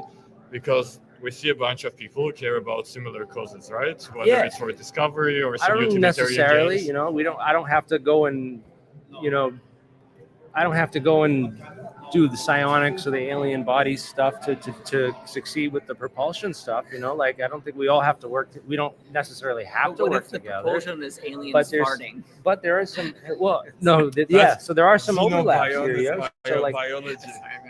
so for like, I think all of us would appreciate better optics, right? So better optics is better sensors, better visualization. So we got better cameras and better quality control over those cameras. You're going to get better footage. You're going to get better analysis. And a bunch You're of gonna other get- examples. There is not even just optics. Yeah, so there's a lot of there is some overlap here with the technology wise and just getting better optics on all these topics, Do you and not care- just Go on. yeah, not just the optics of the technology wise of a better camera, more megapixels, but also the optics of getting eyes on all this stuff. I think that was Deep's idea in bringing all these topics together at a conference like this is that now our eyes can go on your. All right, well maybe like I'm kind of a nuts and bolts guy, so when I see those alien bodies, I'm like, these things look fake as fuck. Like I don't believe in that shit. But maybe I'll take a look at it if I go to a conference like this and we get some scientists and you say, oh, I got 50 people here You now. see it that with say your this own is eyes legit, instead and we of- can see it with my own eyes, or something. Maybe I'll be a little bit more open to it. So I guess that's okay. There's a but- certain amount of value, right, from making 4chan boards into conferences, even if it's exactly the same stuff being discussed. Now it's more serious. Now you see the people who are into it. Yeah. Now you can have like actual in-person conversations. Now you can, anyway, like a bunch of stuff that's good from doing like tangible work. And What do you think is the risk factor of somebody who's in a Black Ops program actually showing up at a conference like this? it's a Black Ops program. Just like they wouldn't be dark. able to. Nah, they wouldn't be able to. So in one sense, we hey, is that also- Nick Pope? No way. Maybe. No, Go chase I them don't down. think it was. If you do, then you should chase them down. You should, Was yeah. it him? Go find out. Grab your laptop and I know he lives in California now, so he's probably out. He's out in this area because he was at the conference I was at last one. Let me go track him down. All right, guys, thank you. what's your Twitter? Just quick, my Twitter is Jeremy Riss UFO Jeremy RYS RYS. Awesome. UFO. That Oh. one, third one down. There The we canceled UFO Jeremy. I'll shoot you a DM. Shameless plug. If you know anyone Armenian, that's cool. Website is acceleratearmenia.com. That's my entire thing. Just forward them that way. They'll find me. All right. We're live Accelerate Live Armenia. streaming. Hi. Who do I have the pleasure of speaking Hi, with? I'm Lily. Lily, nice Are to you a meet wizard? What's your I- hat? Why do you have I a am hat a math like that? magician. A mathematician? I hail from Massachusetts. I came here from Boston, so I was in Oh. Salem 2 days ago, and I bought this witch hat from the It Salem. is a witch hat, right? But it's like a wizard hat, I like it. I like Gandalf better, Okay, I yeah. don't know, but Is this Twitch? What is this? no, we're on YouTube. StreamYard. We're on Oh, YouTube. YouTube. Okay. We got 120 people watching, Wow. and we Someone showed said up. I'm an alien. How did you know? How did you know? I'm an alien. Look at this person says I'm an alien. General You blew her cover. Sorrow. You blew her cover. So what brings you here besides trying to merge with our culture? Deep Prasad told me about this because I work on like an intuitive AI project. Oh, really cool. It's my own project to give AIs like intuition, and he just invited me to like come do some stuff with him at the hackathon, and I was like, oh, I don't even do anything with UAPs. Like that's so weird. But I come here, every single person is exactly the people that I need to meet. Yeah. Because I think Really? that the aliens actually gave me the blueprint to work on my intuitive AI. Is now I'm discovering. So I think the aliens got me to come here. Like it's like Fascinating. Yeah. Yeah, it's either that or there's some higher power, right? Even if it's not, it doesn't have to be an alien super intelligence. It could be your God or whatever you believe in, but some higher power is causing all the right people to come together right now on this it's planet. definitely So- aliens though. It's definitely Lily, do you have a website or anything you want to do a shameless plug for? you guys can so I don't have a website for this yet. Yeah. I have like one website, but Do it you have a doesn't Twitter account? I do anywhere? have a Twitter account. It's All right. Miss Lily AI. So I'll be posting about my AI on there. All right. So it's just MISSLILYAI. Awesome. Well, hopefully I'll get you 120 new followers. And maybe some more later, guys. This is cool. So thank you for stopping in and saying hi. We'll see you around.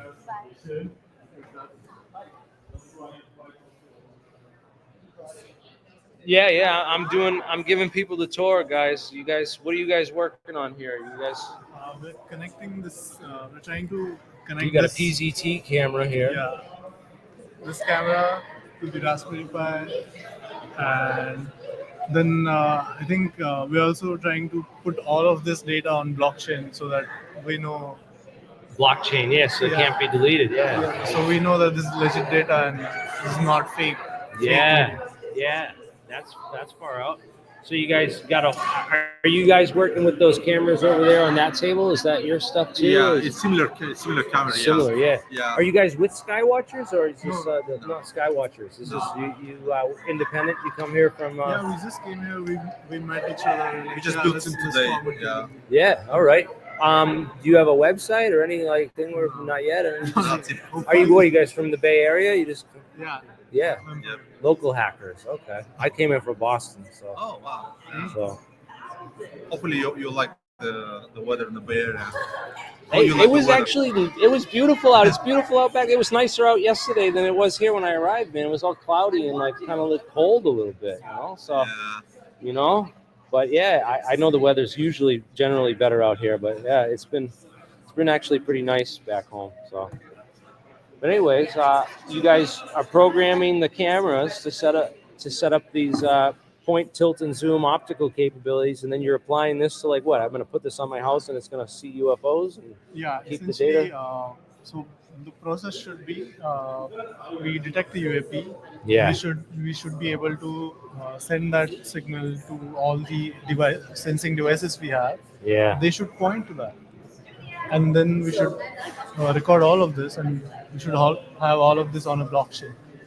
Oh, this is brilliant because like 5 years from now, they're going to be installing all this kind of similar equipment on every military base in case there's an encounter, any kind of thing that happens. They have these cameras automatically set up to record the event and document it.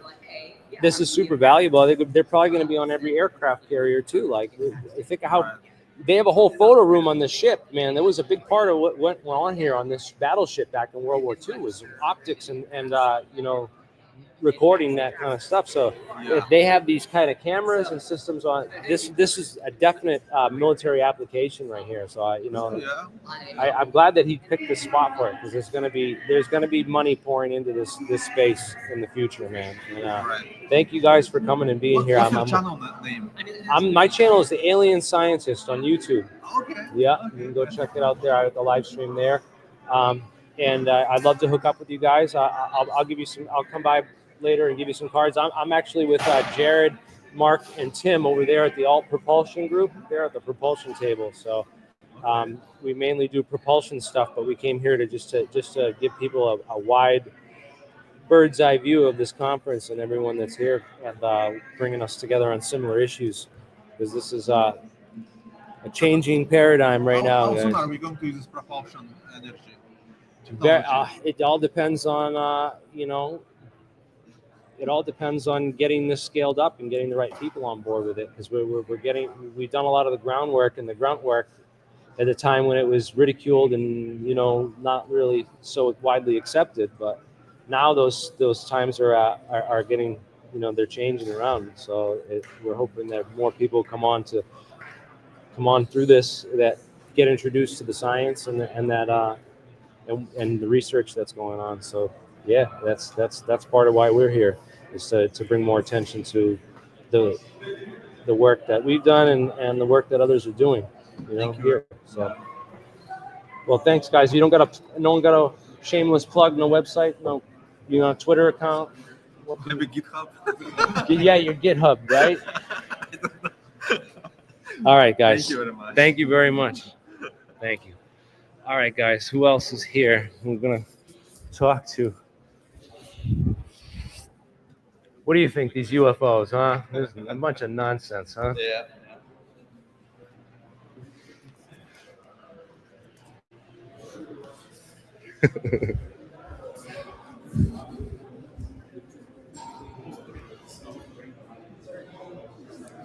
Yeah, I don't know where the heck the psionics guys and the alien guys went, but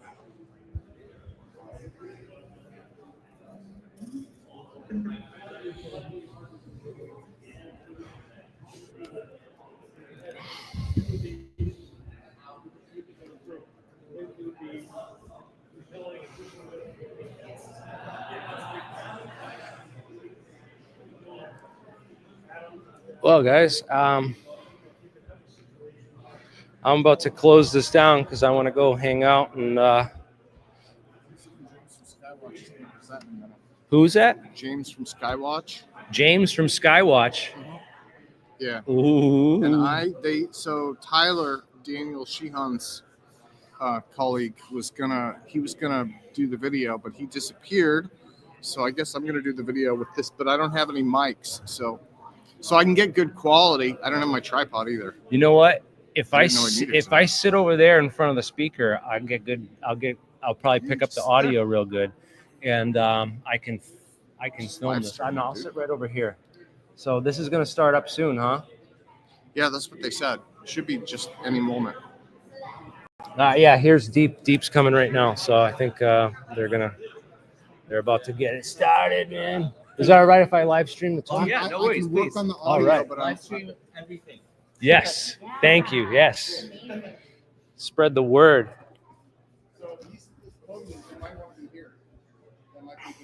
I want to sit in front of the speaker so I get good audio. That's more important than I'll be able to see him. Look, I got a good angle from here, and then I can see the screen too. This is good. This is good. Then I'll get the. What do you guys think? You want this? I have my little camera. Yeah. I'm limited on cards. This will be good because I can capture it, and hopefully the stream stays well intact. Okay, it's saying I have 41 minutes left on this. So. Yeah.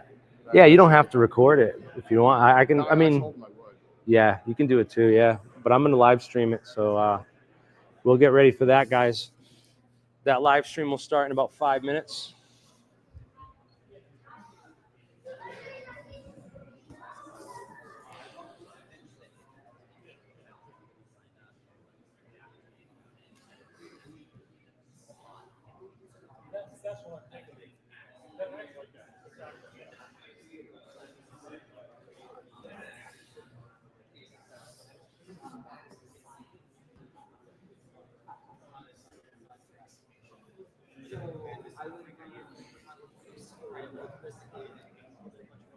How you doing, guys?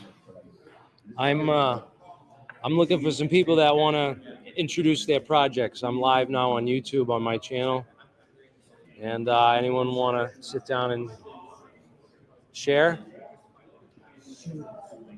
Well, we haven't got anything yet.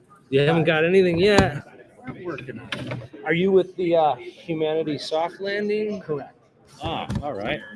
Perfect. I haven't interviewed anyone from that project yet. So I'm Jeremy. I run live now on the AlienScientist channel on YouTube. And we got about 121 people watching. So tell us a little bit about yourself and how you got into this and what brought you here today.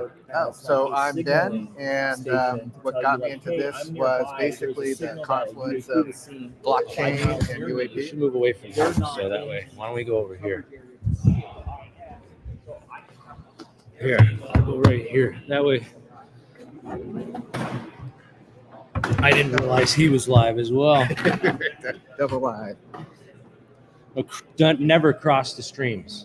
Okay? Yes, that's right. Learn that from Ghostbusters. So I'll sit right here with you, and I have my Gandalf wizard witch hat on, so I've gotten a lot of attention from it. It's just good to stand out, you know. I don't want to mix in with the crowd. So let's get down to this. Okay, Ben. I'm here with Ben, and Ben is from the Humanity Soft Landing Project. Yep. And you're working on data acquisition. So it's basically two parts. There's kind of the hardware aspect and then the software aspect. And so on the hardware aspect, they are using sensors from what I understand, they're getting real-time data, getting that into the local device, and then the idea is that they want to get that data onto the blockchain so that it's verified, immutable, and that everyone then has access to it. So we're kind of working on the blockchain backend part, and there's another group that's working on the sensor SDKs. Yeah, I and think getting we that just data. talked to those guys over there. I believe they're with the PZTs and stuff, right? Yeah. Well, I think there's a lot of hardware going on. There's a lot of hardware. Yeah, it's a lot. There's a lot of different people here, man. This is, yeah, for sure. This is cool. So, are you from the Bay Area? I am. Yeah. Native. Native, huh? Awesome. Yeah, I came from Boston, so yeah, we're. But I've been here before. I was out here last 2 summers ago for the Secret Space Technologies Conference we did. So that was fun. Oh, very nice. So you got a website or anything yet, or any official Twitter account or? For this project, no. No. So right now we are working on the interface to the blockchain. I'm guessing that we'll need either an API for that or a website. Yeah. So I think we've got like 20 hours left to get that up. Yeah. So what the deadline is. Right, to actually enter for the competition here, is that is it? That's rules, official rules, and everything. There are no official rules. Yeah, I know. This is like a very fly by decentralized night, hackathon. fly by the seat of your pants type of show. Yeah. I was hopefully, may the best man win, and this is. Yeah, and I don't even know if it's a competition. I think they're just trying to get people to build things. I guess, and there's some prizes they're handing out. I believe to try. Really? Deep's got some, throwing some money on the table to try to get people excited about this. And this is only just the start of it. This is just really just a trial run. I'm sure that he's going to have more of these, and they'll get. I want to help organize this a little bit better for the next one, so that we get. I mean, there's not enough time for this mission with the blockchain as the back end for getting some of the sensor data.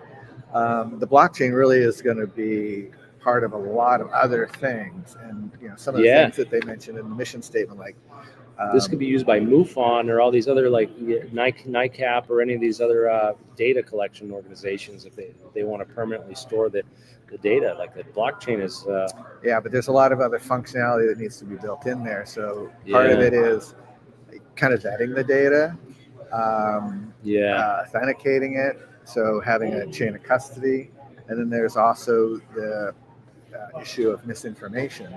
So how do you kind of weed out the bots, but also people who are intentionally trying to introduce misinformation into the bad actors system. And that's a problem that Facebook hasn't solved. So Twitter hasn't solved it either. So we will. I don't know if YouTube's good on everything. YouTube solves everything, and they have no problems with their platform at all. Yeah, except for YouTube, of course. Right. They are perfect in every way. Anyways. Well, hopefully this talk's going to be starting soon. They got James from Skywatchers going to give a presentation here shortly. So you're not giving it yet? I think you said there. I think over in there. Not quite yet, but soon here. So that's what brings Ben here. Yep. And Ben, did you come here with anyone, or did you meet a bunch of folks here? Just went around. You gotta stand by the sign, and then you self-organize. This is just a very organic process here. Self-assimilation, self-assembly. Absolutely. Yeah. Well, good thing that we're all self-assembling organisms. That's a good point. That's a good. I guess it works. It works out. So, guys, you missed out if you didn't come down here. Anyone in San Francisco, if you're not getting down here, then you're missing out. And that's how grassroots work. This is how things build up one step at a time. Thank you so much, Ben, for joining me. That was terrific. All right, guys. We'll be starting up the next stream soon, hopefully.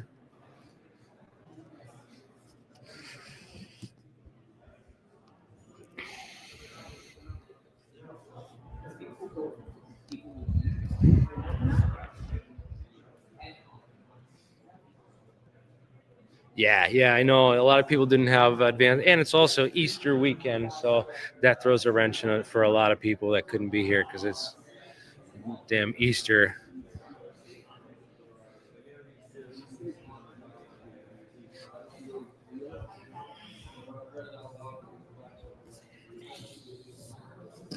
These guys have all these PZT cameras here. That's what I was talking about over here. I wanted to zoom in. They got all these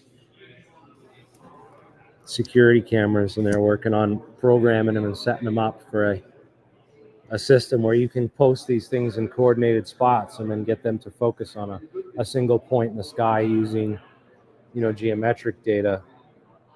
So if UAP flies over a military base, you can get all the cameras on the base to simultaneously direct towards that point. That would be pretty cool.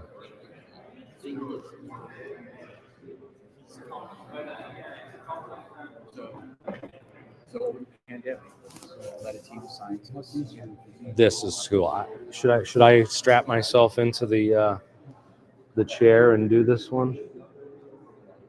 And my model of consciousness. These are just lights inside there. Those are just lights inside the glass. It's just a strobe light and lights inside of there. I just want to show people what goes on inside the glasses because they were curious. Yeah. So let's see what you do. So you pulse it. Oh, there you go. Yeah. So now we got some. What is that? Alpha, theta. I don't actually know that one. I can tell you that this one starts alpha. That should be high alpha, and it goes down over the 60 minutes or 50 minutes to delta. Okay. So it trains you down. And then is these use binaural beats in the headphones as well? Binaural beats in the headphones, yeah. Oh, nice. Yeah. So this is this entrains your eyes. Yeah. You can Google it. It's called the Gansfeld effect. Gansfeld. How do you spell that? Ganzfeld. Got that, everyone? Gansfeld, not the Gandalf effect. Yeah, that's right. Well, that's a little magical. But it's still quite magical. Yeah, that's. How many people are on this stream? We got 120, about 117 right now. So Cool stuff. yeah, it's good stuff, man. This is about the same that are at the conference, really. Like. Oh yeah. I don't know. Well, we're looking for developers. So if anyone was not actively in this hackathon, but you still want to collaborate on how consciousness may impact quantum phenomena and how we can maybe use that to communicate either with each other or to increase the predictive power of models. If you're interested in hard math in the Global Consciousness Project, we're a partner with them on that one. So if you want to participate in our project, we have a GitHub, Peace Inc. GitHub. You can go there, look up our repos, read some more about it, or reach out to Leo Madrid here, this guy who invented most of this. Leo Madrid, yeah, we talked to Leo earlier, and where did you buy the Faraday coil? Yeah, Leo, where did you get this? Amazon, $10. Amazon, $10. See that? I'm giving a shout out So to tinfoil hats. Nice. It's live streaming. Very fashionable too. Yeah, these are really cool. You can wear these to Renaissance fairs with next to your friend with the wizard hat. Yeah, nice hat. Reminds me of the Banya hat. The Banya hat? What's that one? Oh, you know what Banya is? Banya? But the Banya is like a Russian steam room, Russian hot sauna. All right. So the word is Russian, but they wear these hats that kind of look like that. Like a sweat lodge. It's like a sweat lodge, and they wear the hats to keep their heads from overheating. All right. And then, so there was Archimedes Banya in the city. It was a wonderful place. I think they shut down the restaurant in there, but they also still have a bunch of baths that you can go experience what that's like. And they also sell the Banya hats. And there's a name for them. I forgot what the name is. Well, the idea is that these floppy things would get rolled up, and then they would put it over their ears. Yeah, exactly. And that way it'll keep your head from overheating before the rest of your body is well baked. Oh yeah, that way you don't get heat stroke. Exactly. Yeah, that's genius, huh? These guys had it down. Yeah, I knew it. They're like wizards. How about sauna wizards? Sauna wizards. That's far out, man. Well, and then they get creative with it. People could have like all kinds of like artistic hats for showing off at the Banya. Oh yeah, right. They get like you got to have a better hat than the next one. Keeping up with the Joneses, right? Exactly. It's like their church. Some of the churches, they go every Sunday or something like that. Yeah, huh? crazy Russians. They're wrestling bears and stuff over there, man. It's wild. After you're getting out of the sauna. After you get out of the sauna with your hat on, you take your bear inside the sauna with you. Yeah, right. You wrestle it into the sauna. It calms down. It's like, oh, okay, maybe we can be friends. All right, man. Well, man, it's like, where did everybody go? I think everyone's taking the tour of the aircraft carrier now or something, man.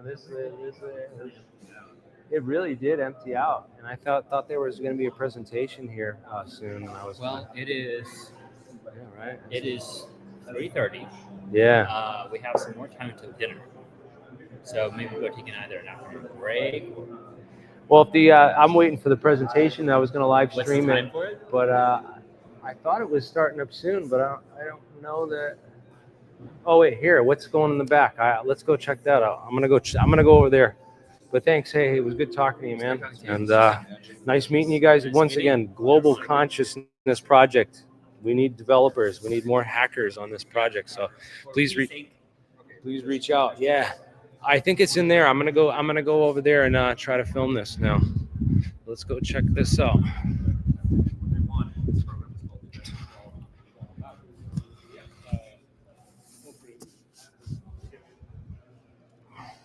There's other people over here hanging out.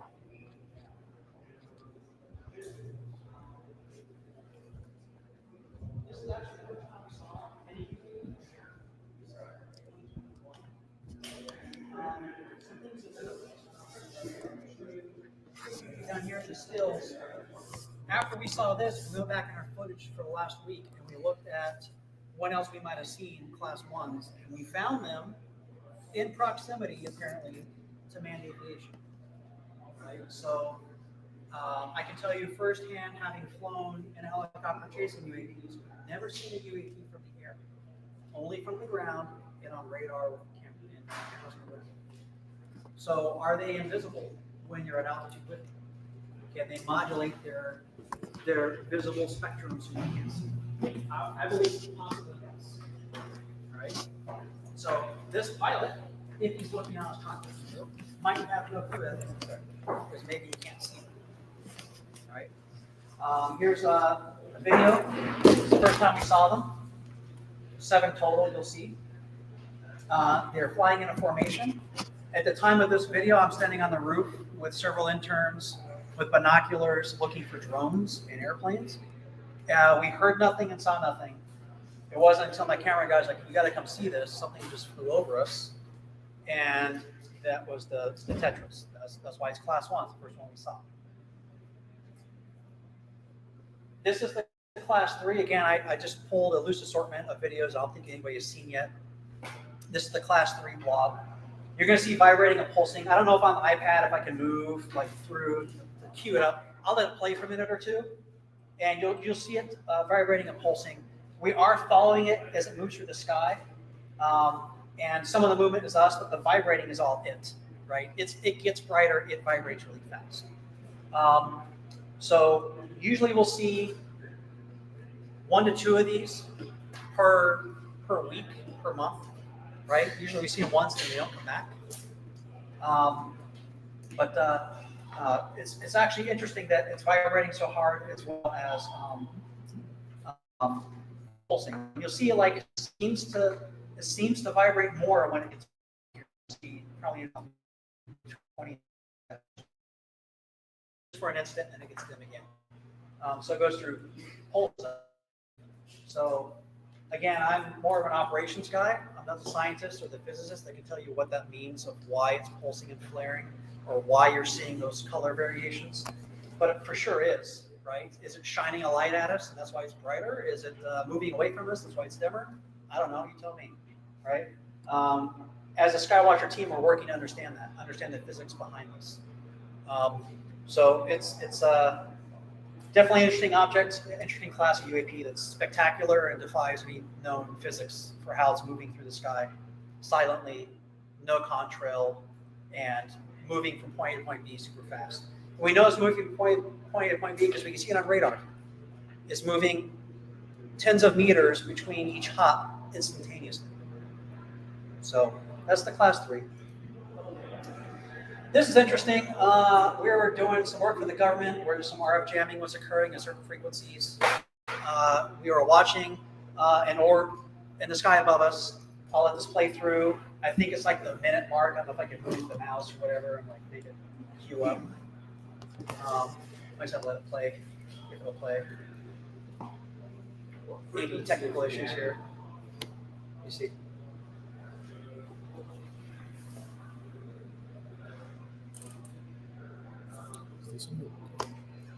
I'm gonna give Tim Cook a call, have that fixed. So what you would have seen in that video was, let me see if it'll go back. No, it won't go back. All right. If what you would have seen is the orb irising its IR signature. So we were watching it for hours, and then we would turn on the jammer, and when we energize certain frequencies, we would see the orb change from bright white down to just a couple pixels. And then we turn off the jammer and it gets bright white again, right? So we have to ask ourselves, okay, is the orb reacting to us? Is our equipment affecting our equipment in a way we don't understand and it's all just inside our own stuff? Like this isn't really happening? As in the orb is there, but it's not reacting to us?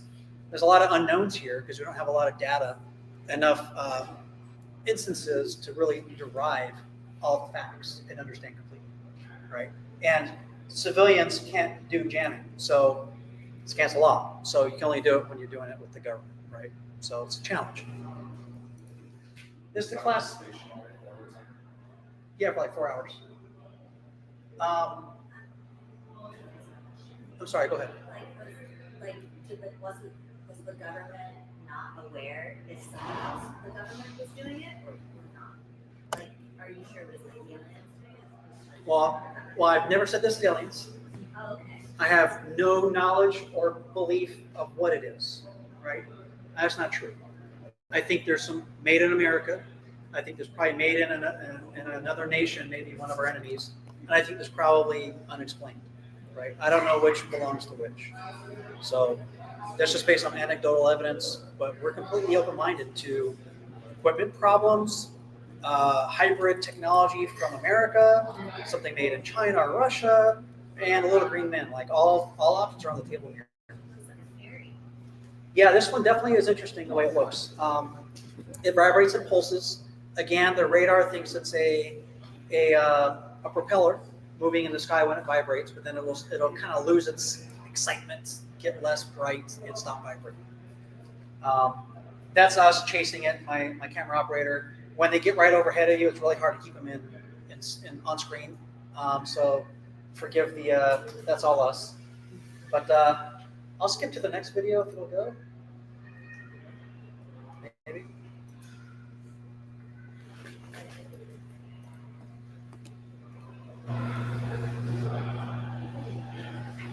Here's the same class of UAP on a different day. It's interesting to note the atmospheric conditions change. Every time we're running operations, we'll see birds, planes, balloons, drones. We record all of that data because we think it's important to have, okay, I'm seeing this unknown object in the sky. And earlier that day, I saw drones and planes and birds in the same atmospheric conditions. So let me record the knowns so I can understand more about the unknown on that day in those conditions, right?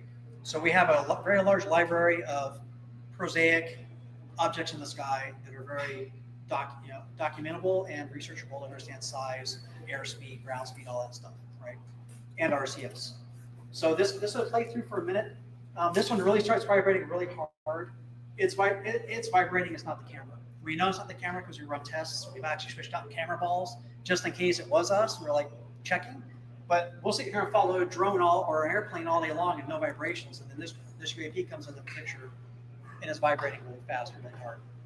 So I'll let this play another minute or so. And then I think partway through, you see how it's appearing and disappearing? That's atmospheric conditions, I'm confident. We have this in multiple bands. So this is EO, or electro-optical. Hey, James, can you put this on? For the recording.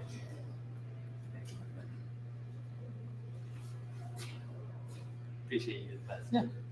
So this is electro-optical. We have this as well in infrared, middle wave infrared, and short wave infrared. So in those bands, you're not seeing it get dim. I'm pretty sure that's the dust or just the haze in EO preventing us from seeing it fully. So in other words, I don't think it's disappearing.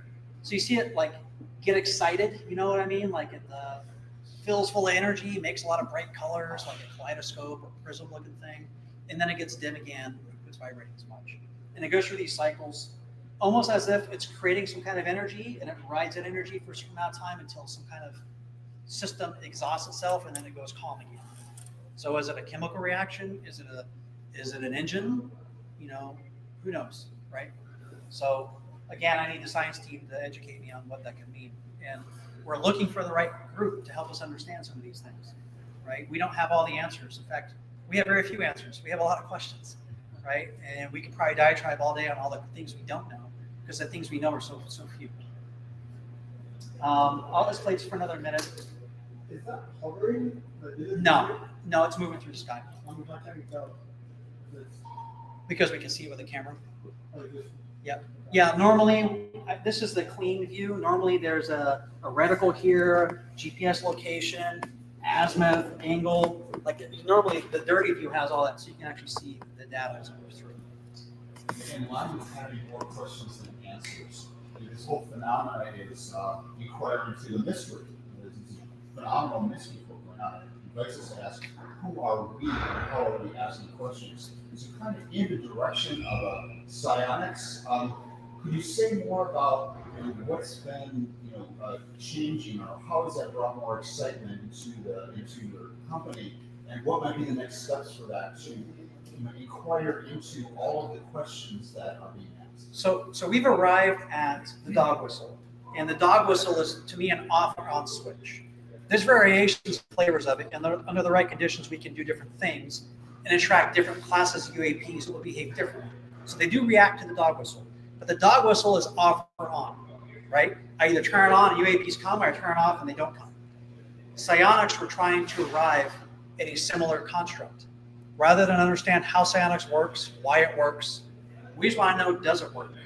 Can I say yes, there's more high probability of exciting things or more UAPs to come, or things to occur if psionics are present? Or do I have to say no, that they don't? It's an off or on, it's a yes or no for us. All the shades of maybe, we're not really worried about the maybes. Like, it's such a complex topic that it's really hard to unravel the truth into full truth. We just want to know, is it a yes or no on probability of it being successful or not successful for UAP activity? So to that degree, we have psionics on our team, and like I said earlier, since we've involved psionics, things have become more exciting. What do I mean by that? We ran an event in February where the jellyfish that I showed you earlier was flying through the airspace. First it flew high, then it flew low, then it flew all around us in different flavors over different days, 3 to 5 times per day. So like on the 4th day, it hovered over us for like 5 minutes, which you'd never seen. And it also affected our equipment, which you'd never seen from a jellyfish. So things that had never happened before happened when psionics were present. Now, is that because there's so many variables we don't know until we do it in number of times if those variables, which of those variables change to cause the reaction, right? So as we move locations, which we do often, we're not Skinwalker Ranch, we don't need a place to stay, we don't have a home base, geolocate us all you want, like do care because now I have to move my equipment to keep the baddies out of my stuff, but don't care because we're just going to go somewhere else anyway, already scheduled and planned. So location is agnostic to us, but it is a variable. If I'm moving locations because I'm not Skinwalker Ranch, am I now introducing more noise so I can't reach the right conclusions? So it's really a difficult subject to unravel, especially on the psionic side. So we are completely open-minded, right? We try to keep our personal beliefs out and focus on the data and the science. So what's the frequency of it blocking? So the jellyfish, we don't know what frequency they're on. We haven't measured it. We haven't observed it. We just have noted that when they are in our vicinity, our electronics cannot connect over networks. So we think that they're inducing some kind of interference through our shielded cables, double shielded cables, to cause our remote equipment, as in 100 meters away, to disconnect from us, right? Unlike the Class 6, the Class 6 hits us with directed energy attacks and turns off our equipment. We've measured that. Do you know what frequency the direct energy is at? Like, is it Yes. a microwave maser? It's a microwave signal. So That's concerning. I have no idea. Like, you tell me, Good question, yeah. is it the government? That's a really good question.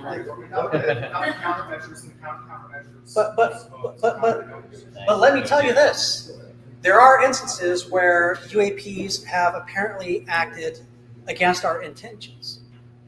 The one time the Class 6 zapped us, one of these, in fact, this might be the video, zapped us with an EW weapon. Somebody in our group had their own EW weapon. It was aiming it at it. Yes, and before that energy weapon could be pointed at that thing, it zapped us. James, was the intent to aim it at the thing? Like, do you think it could preempt?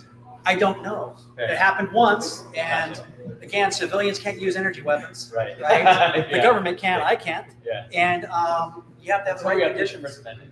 Yeah, you have to have the right conditions to test that hypothesis. And frankly, if it zapped me back or before it was zapped, Right. because I was at the vehicle when it happened. Right. We had 3 or 4 disparate systems not connected. They all powered OFF off together. And the last thing we saw was a very specific waveform, a very specific protocol at such high energy levels that it turned everything off.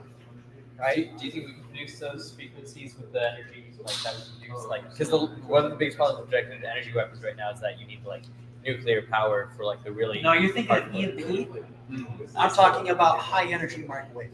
Gotcha. There's a difference. Gotcha. Fair enough. So think like a transceiver, like a radio transceiver with an amplifier throwing out 1,000+ watts on a narrow band directional antenna.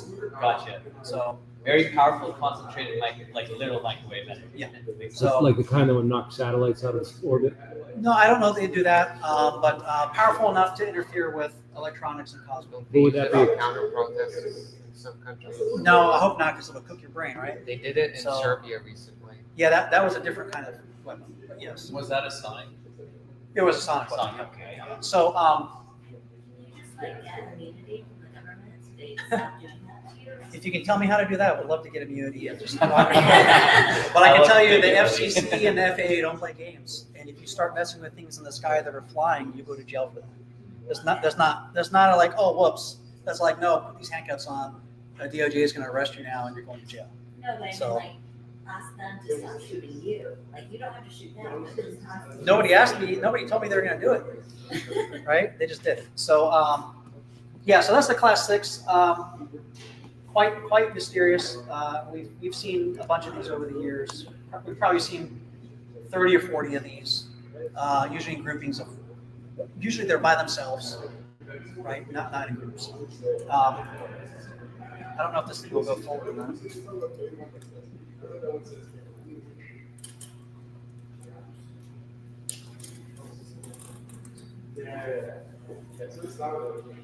All right, this is a group of Class 1s flying in formation. My guy that discovered these actually thought it was a stealth bomber.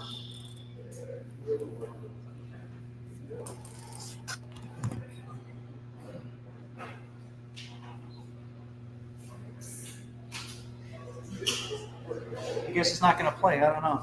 Anybody got any magic tricks for an iPad to play video? I can take if we take a break, I can get the actual video itself and put it on the computer and show that too. Yeah, we can do that. So- We do have the projector on the big screen too. I think it's because it's trying to upscale the image Gotcha. to this TV, and I think that's crashing the GPU or whatever. So, basically, what you're going to see or would see is there's about 20 or 23. I forget. I counted all the dots one time. They're flying in a V formation, and what's really interesting is as they fly, they're not flying that fast. They'll fly for about 2 minutes, and then the UAPs on the edges here, one here and one here, will start to look like they become unstable and then fall out of the formation. And when they do, the whole formation falls apart. This big gaggle looks like a shotgun blast in the sky. They all fall apart, right? And they stay that way for about 30 seconds, and then they reassemble back into the V, right? And they do that over and over. They're doing things that birds don't do. You know, I'm not hanging my hat on this. If someone comes along and says birds, okay, it's birds. I don't think it's birds. It's doing things. They're flying in ways I don't see birds flying. So, yes. Yep. Yep. In fact, later on, they don't form the complete V. They form like a bat-looking symbol. I don't know, Batman's up there, or like a bird. You know, like a big drawing of a bird. So they don't always get back in their clean formation. Yes, sir.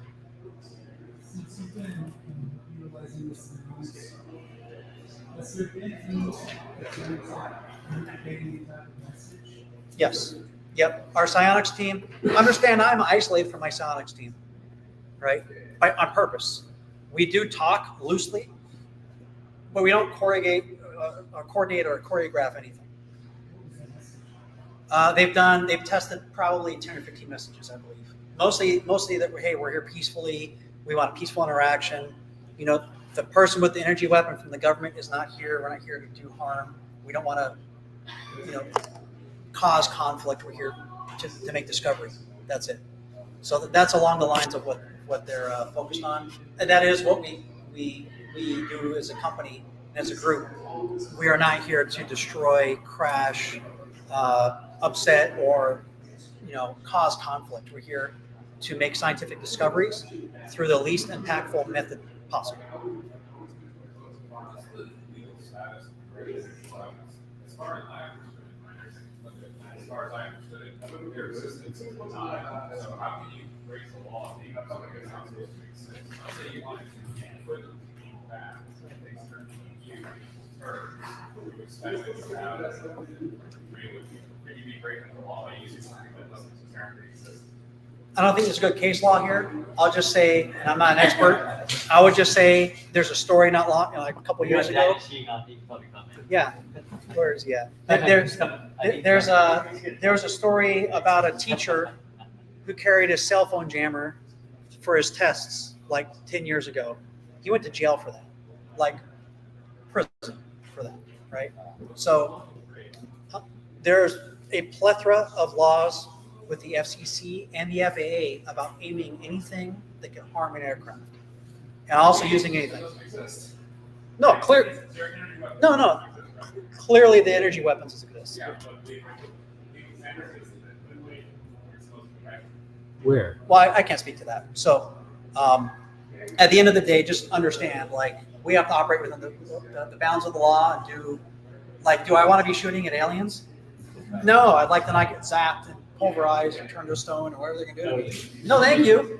You do it. I'll watch. No thanks. So, but I brought that situation up to share an instance of one of two that I have where UAPs appeared to react to our intentions before or in the course of doing something that we believe they didn't like. At this point, it was aiming an antenna at it before he could finish even aiming it. Zap, right? The other instance is the Tic Tac.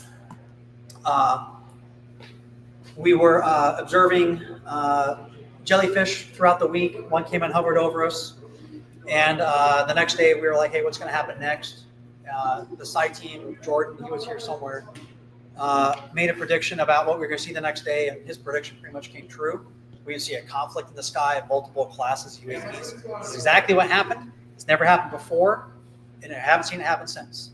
So pretty wild. But we had jellyfish UAPs on our periphery, and our systems were being affected continuously. Normally, they only get affected when they're in close proximity or closer proximity, and usually only for a few minutes. We had sustained about 2 hours of interference with our systems. So our primary system was non-functional, as in we can't see anything with it, right? It might as well be off. So during that time, we noticed some radar blips that would come in and to our north. And so one of the guys went out up on the ridge and looked, and to the north saw a Tic Tac sitting static in the sky. And the Tic Tac was actually with a manta ray. And they were both hiding behind the hill to our north. As in, the radar and the dog whistle was on a ridge line. And the ridge line we could see almost 360 for miles and miles, tens of miles, except for to the north where we had a hill at the top of the ridge. It was inaccessible with the vehicles. And then that's the hill they were hiding behind. So we broke out binoculars and scopes, and for like 20 minutes we watched a manta ray flying around the sky, right? And then we all saw it blink out of existence, disappeared. Now you see me, now you don't. Like, don't know where it went. And then we were like, hey, let's look at the Tic Tac. You know, the little cigar sitting up there. Right. So we're watching the cigar, the Tic Tac, and probably for 4 or 5 minutes. And then I told the guy next to me on our security team, I was like, hey, Flex, I'm going to go hop on the helicopter and go up to it. Right? Like, what else is there to do? What else is there to do? Our main system isn't recording anything. And we weren't set up at the time for secondary systems to become primary systems. Because this has never happened. We've never had interference like this, ever. We've never seen one with the naked eye, ever. So why would we expect that today of all days we need to have that stuff ready to go? We're operating as a very small team. And we're running an operation, and we weren't prepared for that. We've learned. So anyway, Flex keeps an eye on the Tic Tac, and I turn around to run down the hill, probably about 200 meters down the helicopter and fly into it. I get maybe 10 steps, the Tic Tac starts flying away. So I sat there for over 25 minutes, right? Why is it that when I start walking away to fly up to it, does it decide to fly away? Was it cognizant that we were going to come up and fly to it? Did it not want us to approximate? I would offer all the UAPs thus far have avoided us. I've flown probably about 15 UAPs now. I was within 200 meters of a Class 8 in March. They all avoid us. They fly away. They don't want us to approximate, apparently. Yeah. So you mentioned earlier that you've never seen them with the naked eye. Is that still true when you're that close in the helicopter? You still can't see it with the naked eye? So the only time we've seen them with the naked eye is the manta ray, the Tic Tac, and the Jellyfish when they were within 800 meters of us. That's it. It should be noted, what we see with the naked eye does not match what you see with the camera or binoculars or a scope. With the naked eye, well, let me start with this. For years, I thought the Jellyfish was black body with white tentacles. And I thought that it had a pink and purple appearance about it on top of the black. When you see with the naked eye, it looks like a golden chrome color that's highly reflective, like a mirror with white tentacles. Then when you see it under a scope or binoculars, it looks like an egg color bright light that's reflective. So every time we look at it, it looks different under different circumstances in the same moment. Did the naked eye observation / disruption of occurrence, did it track to any particular protocol change, either in psionics team or Yes, frankly, when it hovered over us, it freaked us the hell out. We got bigger guns. We're like, what's next? Like, there's a UFO over me. Is it going to come down and do something to me? Did it track like an improvement in protocol, right? An improvement on our protocol and security. Yes. Yes, sir. Yeah. Are you going to share the dog whistle or that proprietary? So I'm not going to share the dog whistle, and here's why. It's our belief that the dog whistle works because it's a unique signature, right? We're trying to study these things. If I give 50 people a dog whistle and they go spend $1.5 million to buy the right equipment to replicate it, and then they take that and now I have 50 different dog whistles all the time, does this even work anymore? Do we have to invent a new one? So there's right? Anti-mimetic properties for this. Potentially, but we don't know. So we're proceeding as responsibly and carefully as we can to provide the most opportunity to make discoveries without destroying our current knowledge set, right? Do And you preventing have future. hints for people who want to figure out their own dog whistle? Do I have what? Hints, like No hints. So it's electromechanical. It is signature based. It's not just frequencies. Gotcha. That's already up.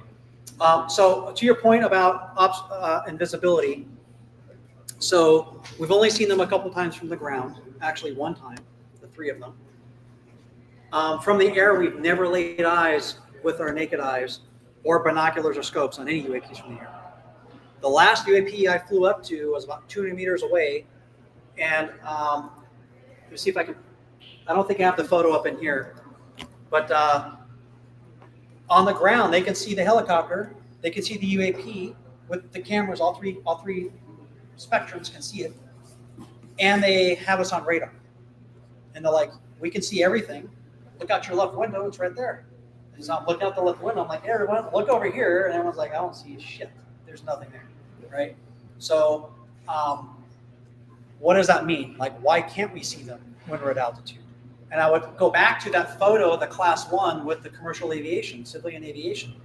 That pilot probably can't see it. How often are they on our airspace and nobody knows it because you just can't see them, right? So definitely detrimental. Yes, sir.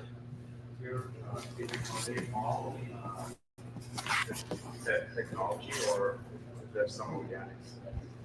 So like the jellyfish looks organic-ish, right? The Hornet looks like it could be organic. That's kind of the problem. We've seen 4 crash over the years, we believe. We've gone out to investigate and not found anything. But what am I looking for? Am I looking for a carcass? Am I looking for a crystal ball? A metal ball? Am I looking for a cube? Like, what am I looking for if I see one crash? Is it in the ground? Is there a large, rut where it crashed into? So we've seen three class 1s apparently crash, and we've seen 1 class 8 apparently crash. When I say apparently crash, it means they descended from altitude to below the horizon behind terrain and not emerge that we saw. So I would assume that maybe they touched the ground or stayed up. But they could have gone down and been in the valley and then gone back up. We just couldn't see it. Who knows? Yes, sir. You mentioned that with the iterate development of the process, it's getting more and more reliable. They're just there. You almost think they're always there all the time. Is it possible maybe what you've always been doing is eliminate? They've always just been there. With the improvement of the dog whistle, it's just really reliable, and it's not a case of something because B and M would be signals in a over and far. You're not going to detect it from the other side of the planet. Is it possible to eliminate? So we've observed different time frames when the UAPs come after we start the dog whistle. Sometimes it's days, sometimes it's hours, right? It's my belief that the UAPs are always in the sky. We turn on the dog whistle, and like a moth to the flame, it comes to check it out. So we'll observe UAPs on the horizon further than our radar can reach. We'll see them flying in a trajectory that more or less moves in our general direction, but offset. And then they'll get within range of our emanations and our signature representing. Then they'll deviate, and then they'll fly right over us. And then after they fly over us, they go back to where they're at and continue in the same direction, as if they just came to check out the cool thing on the ground, right? And it should be noted, we've gone to events where the government is running activities, and we show up day 1 and we see UAPs all over the place, and the government guys are like, what are you talking about? There's nothing up there. I don't see anything, right? So if you don't know what you're looking for and aren't being deliberate on this, you're not going to make observations, because the government can have the same equipment we have and have no results, right? So I do believe that they're there constantly, that they're moving through our airspace with impunity. We don't even know much about them. And they are attracted to multiple things. We found one thing they're attracted to that we can own commercially. There are probably other signatures that we don't own that they're attracted to as well. So, yes, sir.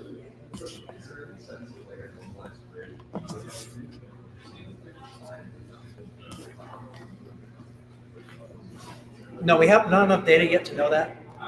So we are trying to move to different parts of the country now to kind of see, like, do we notice a difference, right? Some UAPs come day 1 and we never see that class again. Some UAPs come repeatedly throughout the week. What's interesting is I've chased, like I said, about 15 sorties of UAPs. And until we got close, they never seemed to care. They would avoid us or fly away from us, which wasn't helpful, because now I get no data other than it's avoiding me, right? Hey, I'm chasing this class 7 jellyfish. I'm flying at 80 or 100 plus knots in a little bird helicopter, and this balloon, not a balloon, is avoiding us, right? And we cannot catch it. We cannot catch it horizontally. And then when we do start to catch it within a couple of kilometers horizontally, it just elevates above us where we can't go. So the last time I flew, the last sortie against the class 8, where I approximated close to it, they went away after that.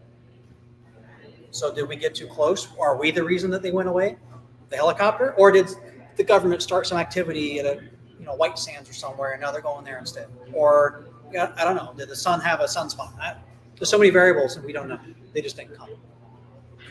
Yes, sir. For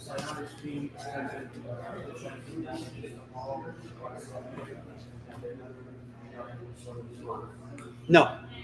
To our knowledge, the only response we've ever had might be the egg. We don't know. Yep.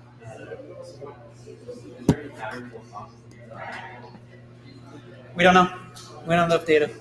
We haven't purposefully harmed any UAPs. One person was one time tried to do something foolish.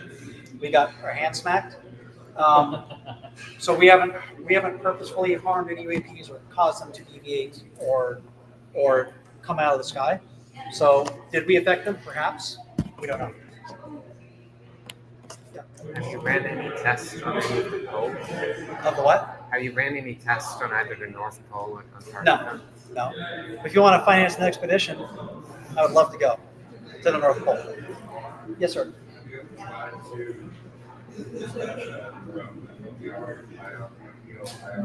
So that's actually a lesson learned, is using drones instead of helicopters. Originally, before the helicopter came along, I wanted to use drones. I procured several heavy lift, very expensive drones just for that purpose.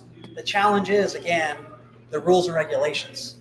You cannot fly a drone above 400 feet and go chase an object 10 miles away. It's illegal. And it's very hard for even the government to do that, outside of like a government operation like a Predator, right?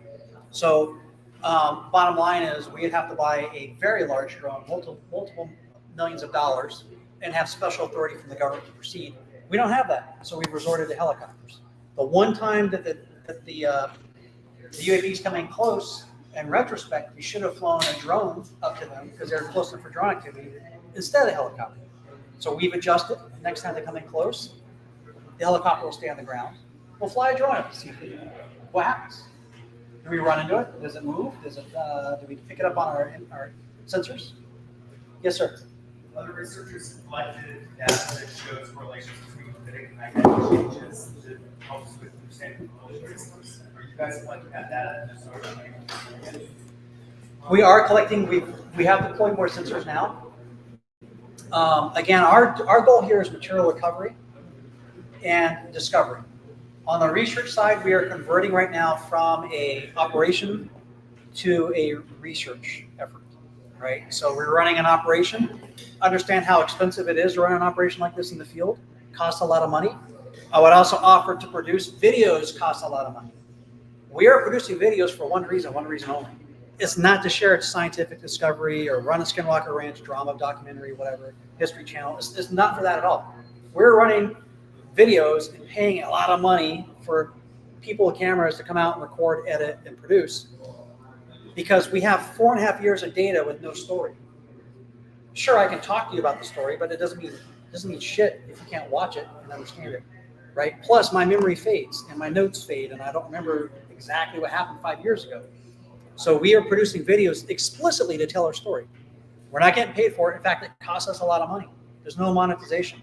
It's so that in 6 months or a year, because the scientific process is arduous and slow, when we release scientific papers and data to certain select entities, and they come up with a conclusion that they can reference back and say, this is the story, and this is the data from the story, third party confirmed, and now we have disclosure. Instead of a report that no one understands, now the common layperson can watch the video and say, oh, wow. So you're telling me fill in the blank, right? That's why we're producing the videos and releasing them. Yes, sir. You guys consider maybe putting a balloon up when you're running an operation and have all the equipment there, like static somewhere in the area? We have thought about an aerostat. No, we have not procured that. Again, that's a logistics cost and coordination with the government to do so. Yes, sir.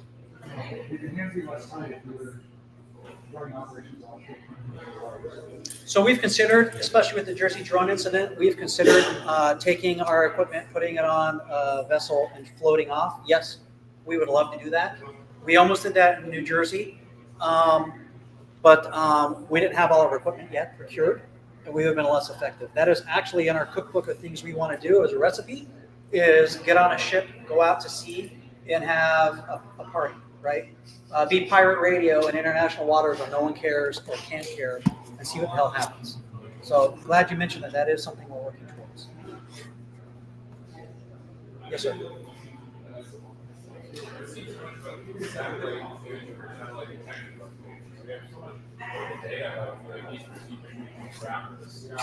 There's satellites covering the whole planet. Some of them are privately owned, some of them we're able to deliver payloads for a price, observation payloads. And you know, like you can really do space resources. So the Skywatchers, I don't support stuff that perhaps there's other organizations that partner to try to track planetary surface to detect this kind of things as well. So we have made efforts. So our goal is a public-private partnership. We would love to work with the government officially to officially look at UAPs, not secretly, and make discoveries jointly. There are so many technologies available to the government that the private sector can't afford to wield or is not allowed to use. But if we're with the government, then we can have more exploratory, more options, more operations quicker, faster, we think, with the right funding and the right methodologies. Can it create like a UAP recovery task force or something like that? I'm sure they could, right? But like I'll tell you, working with our government is arduous. I've given up on our government on this topic. I've sat in skiffs after skiffs. I've gone to Congress and sat with staffers. So I'll just bite my tongue here. Staffers who aren't professional, wasting my time. I show up in a suit and tie to Capitol Hill, and I'm meeting with a guy with crumbs on his shirt and hasn't changed his clothes in 2 days. I will go and complain to Elon. Yeah. So it's frustrating that trying to meet with the government to tell them about these things while principals are on air saying that they want data, they want knowledge. And I went literally to Congress and said, we're releasing this. You can either be part of the people trying to catch up, or you can be part of the effort now before it's released publicly and shape the concept. We got nothing. I said the same thing to the executive branch. You can either go into it with us or control the narrative or work with us. We're patriots. We're willing to work with you. Or you can be like everyone else and say, let me watch the news and see what they're talking about. And so far, like, there's been crickets, straight up crickets. Yes, ma'am. So we didn't have all of our equipment in New Jersey. So I don't have any data outside of what Jake Barber recorded the day before I arrived, which was a dot in the sky. Really hard to say with any certainty. I'm pretty sure it's not Starlink, pretty sure it's not a planet. Looks like drone activity or UAP activity, but don't know. So that's why we wanted to get on the vessel, go offshore, bring our equipment out, and use the dog whistle. Yes, sir. We haven't gotten there yet. Like maybe one day. Let's do the easy part first. Yeah, that'd be interesting. So I'll play one more video here. Maybe, I don't know if it's gonna let me.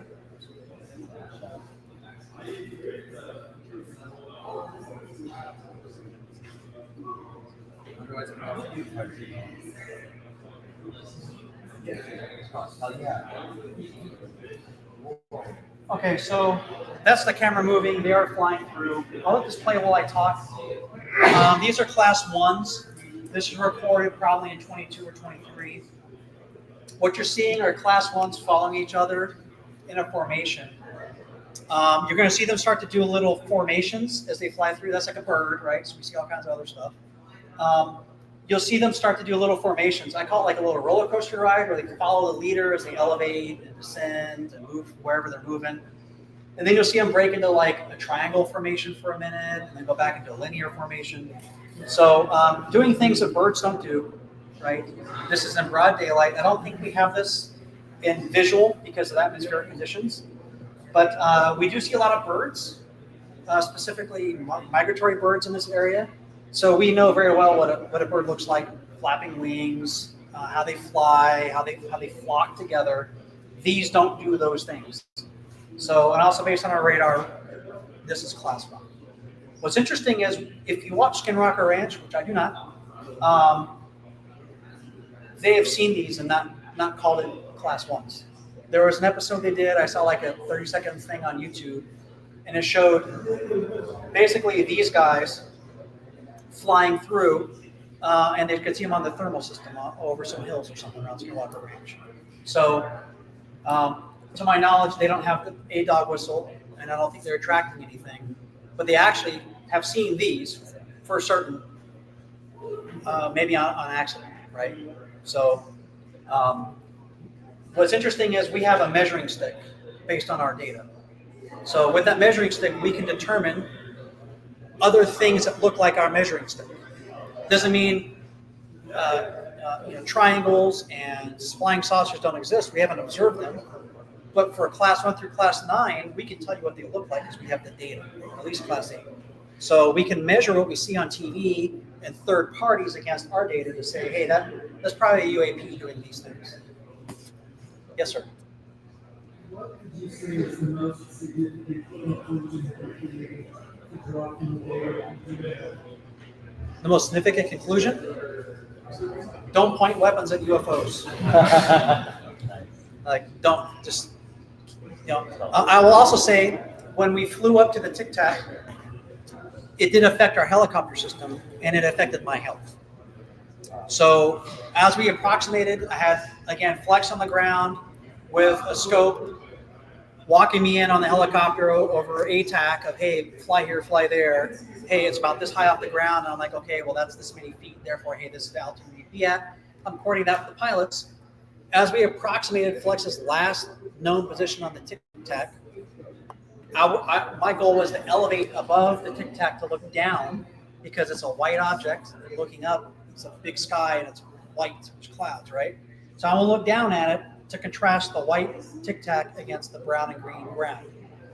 So I told the pilots to elevate, and they're like, no, there's something going on. And I said, what do you mean? And they had their phone out and they were recording. I'm like, what are you guys doing? Like, why are you recording the cockpit? And they're like, our instruments are doing something weird. And so there's a video, I could probably show you if I can figure it out on here, but all the instruments are bouncing. And those are the pitot-static system instruments. Basically, there's a pitot tube that has air pressure that comes in and it controls instruments. That and some of the electronic instruments were all bouncing. At the same time, the pilots couldn't climb. I said, elevate another 1,000 feet. They couldn't elevate. Retrospectively, I spoke with them, and they said that the collective, the tool they use, the lever they pull to climb, was stuck. Normally, there's a lot of slop in it, like you can go way up and way down, right? They said it wouldn't move up. And then they said they also could not go forward. They could go left or right, but not forward and not up. At the same time, you see the video, if you watch the Twitter video we have, YouTube video, you see us in a right-hand turn where the instruments are bouncing. That's because that's the only direction they could turn. And I told them to go up. They're trying to comply, trying to elevate so we could see it. So they break in a right-hand turn, and then now they can elevate. So they elevated, and we continued. After that flight, when we landed, I fiddled and stumbled and felt like a big dummy. I can't get out of the helicopter. Like it's not. I can't get my harness unplugged. Where's my sunglasses? I was really confused. And then I realized as I walked from the helicopter landing pad up to the TOC that I was confused. Like there's something not right. So for about 45 minutes, I was really confused. Didn't really know what was going on. Had to sit in a chair and just hang out and sit with the guys. So that's never happened to me. I wasn't sweating. I don't think I have had hypoxia. Don't think it was hypoxia. Once isn't enough to know, but I believe that whatever field we were in affected my head. I wasn't wearing a helmet. I was sitting in the door, so I was more exposed maybe than the pilots. They had plexiglass between them and the sky. I didn't. Whatever field it was, I don't know, but I believe I was affected by whatever it was in a negative fashion, temporarily.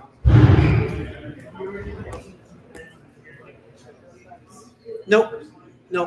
So I can say on the technology operations group, the TOG, my group, I routinely ask the guys, hey, any effects, any health issues, especially after we got zapped by the class 6, like, hey, you guys feeling all right today? Any anomalies in your health? It's always been no. So on the psionics side, not to my knowledge, and if they've had it, they haven't told me. If they have had it, I really wish they would tell me so we can be on the lookout. So, yes, sir.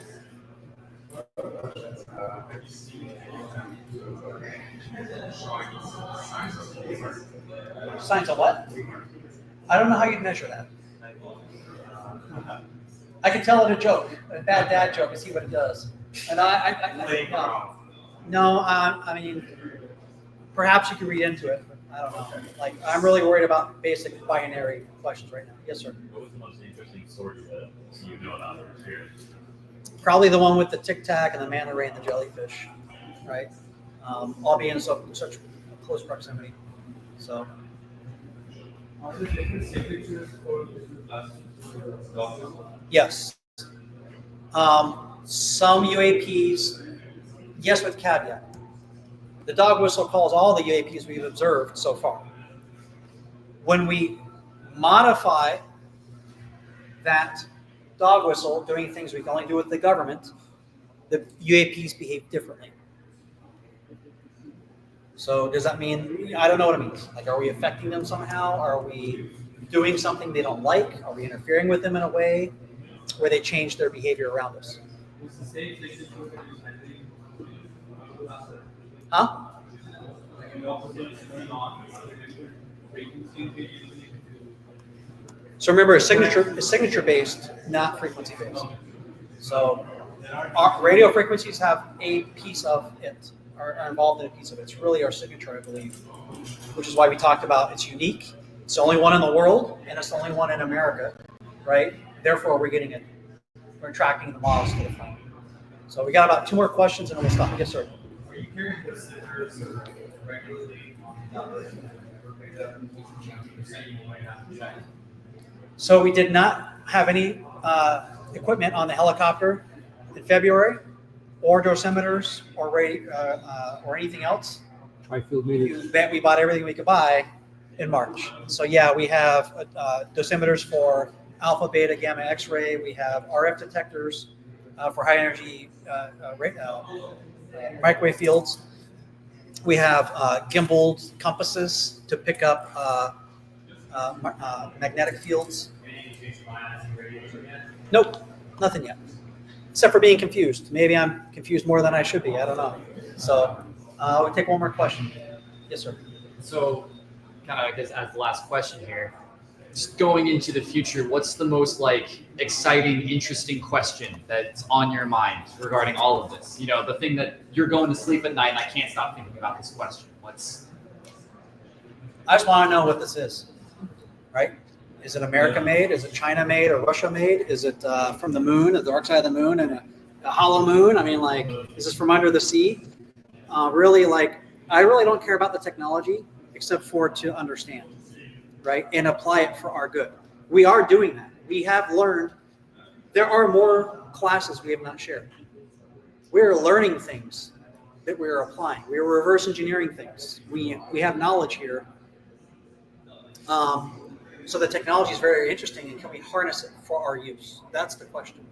The thing that's intriguing is who and how. Who has this knowledge to build, reverse engineer, or engineer from inception these craft to behave in this way? I mean, it's a hard thing to know. If you've ever flown in in a tactical situation or in a helicopter a lot, it's hard to know if somebody's taking off and following you. So how does a UAP know that we're following you, right? And how do they fit all the propulsion and technology in a 2 meter square object? That's everything we see is a generation or generations ahead of anything I know about, or anything that scientists have talked to me about. So that would be my most intriguing question. Of the thing that keeps me energized in this isn't the what, it's the who. So anyway, I think that's all the slides. That's all I have, everybody. Thank you for your time. Awesome. Thank you.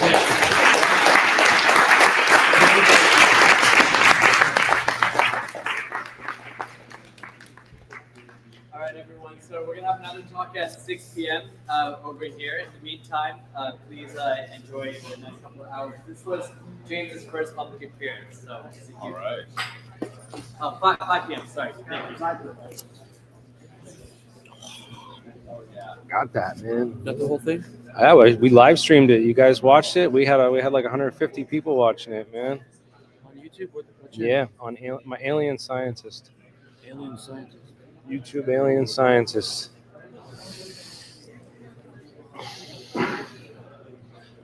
I know I'm about the how too. Everyone on my channel is all about the how. They don't care. They want to know. They want to know the technology. We're all like the nuts and bolts gearhead kind of people, you know. So Yeah. we're all like into the how and, you know.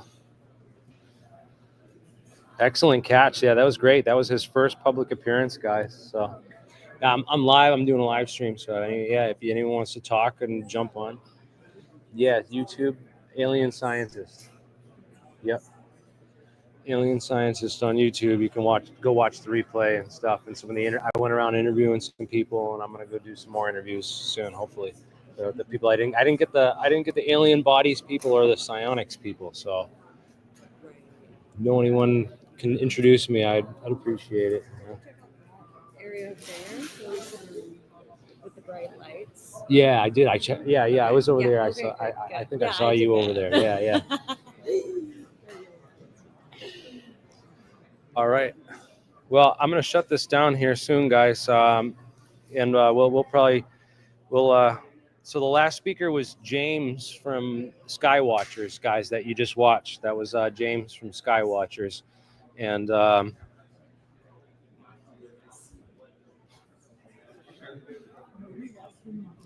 Yeah, I live streamed it. Yeah, I'm still live streaming. Yeah, it was hard, man. I was like sitting there on the floor holding my laptop up, my hands cramping up. How you feeling?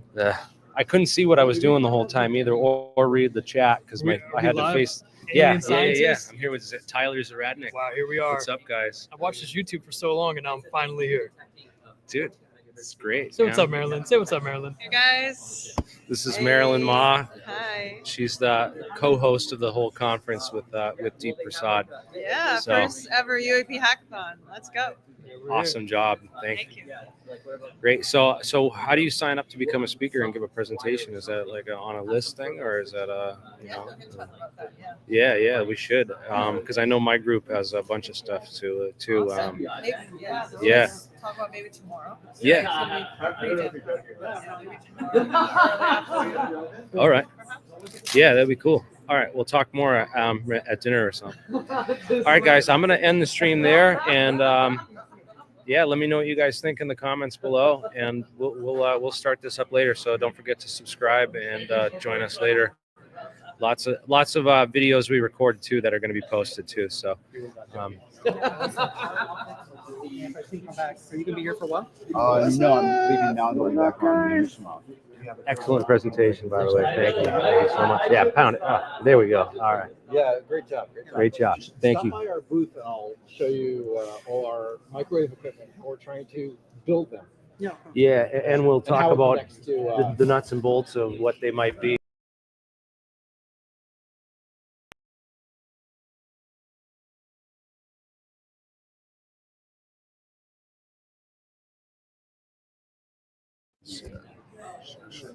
Like you could either pulse the entire thing because you need to have microwave pulses in order to achieve this. So you could either have pulsing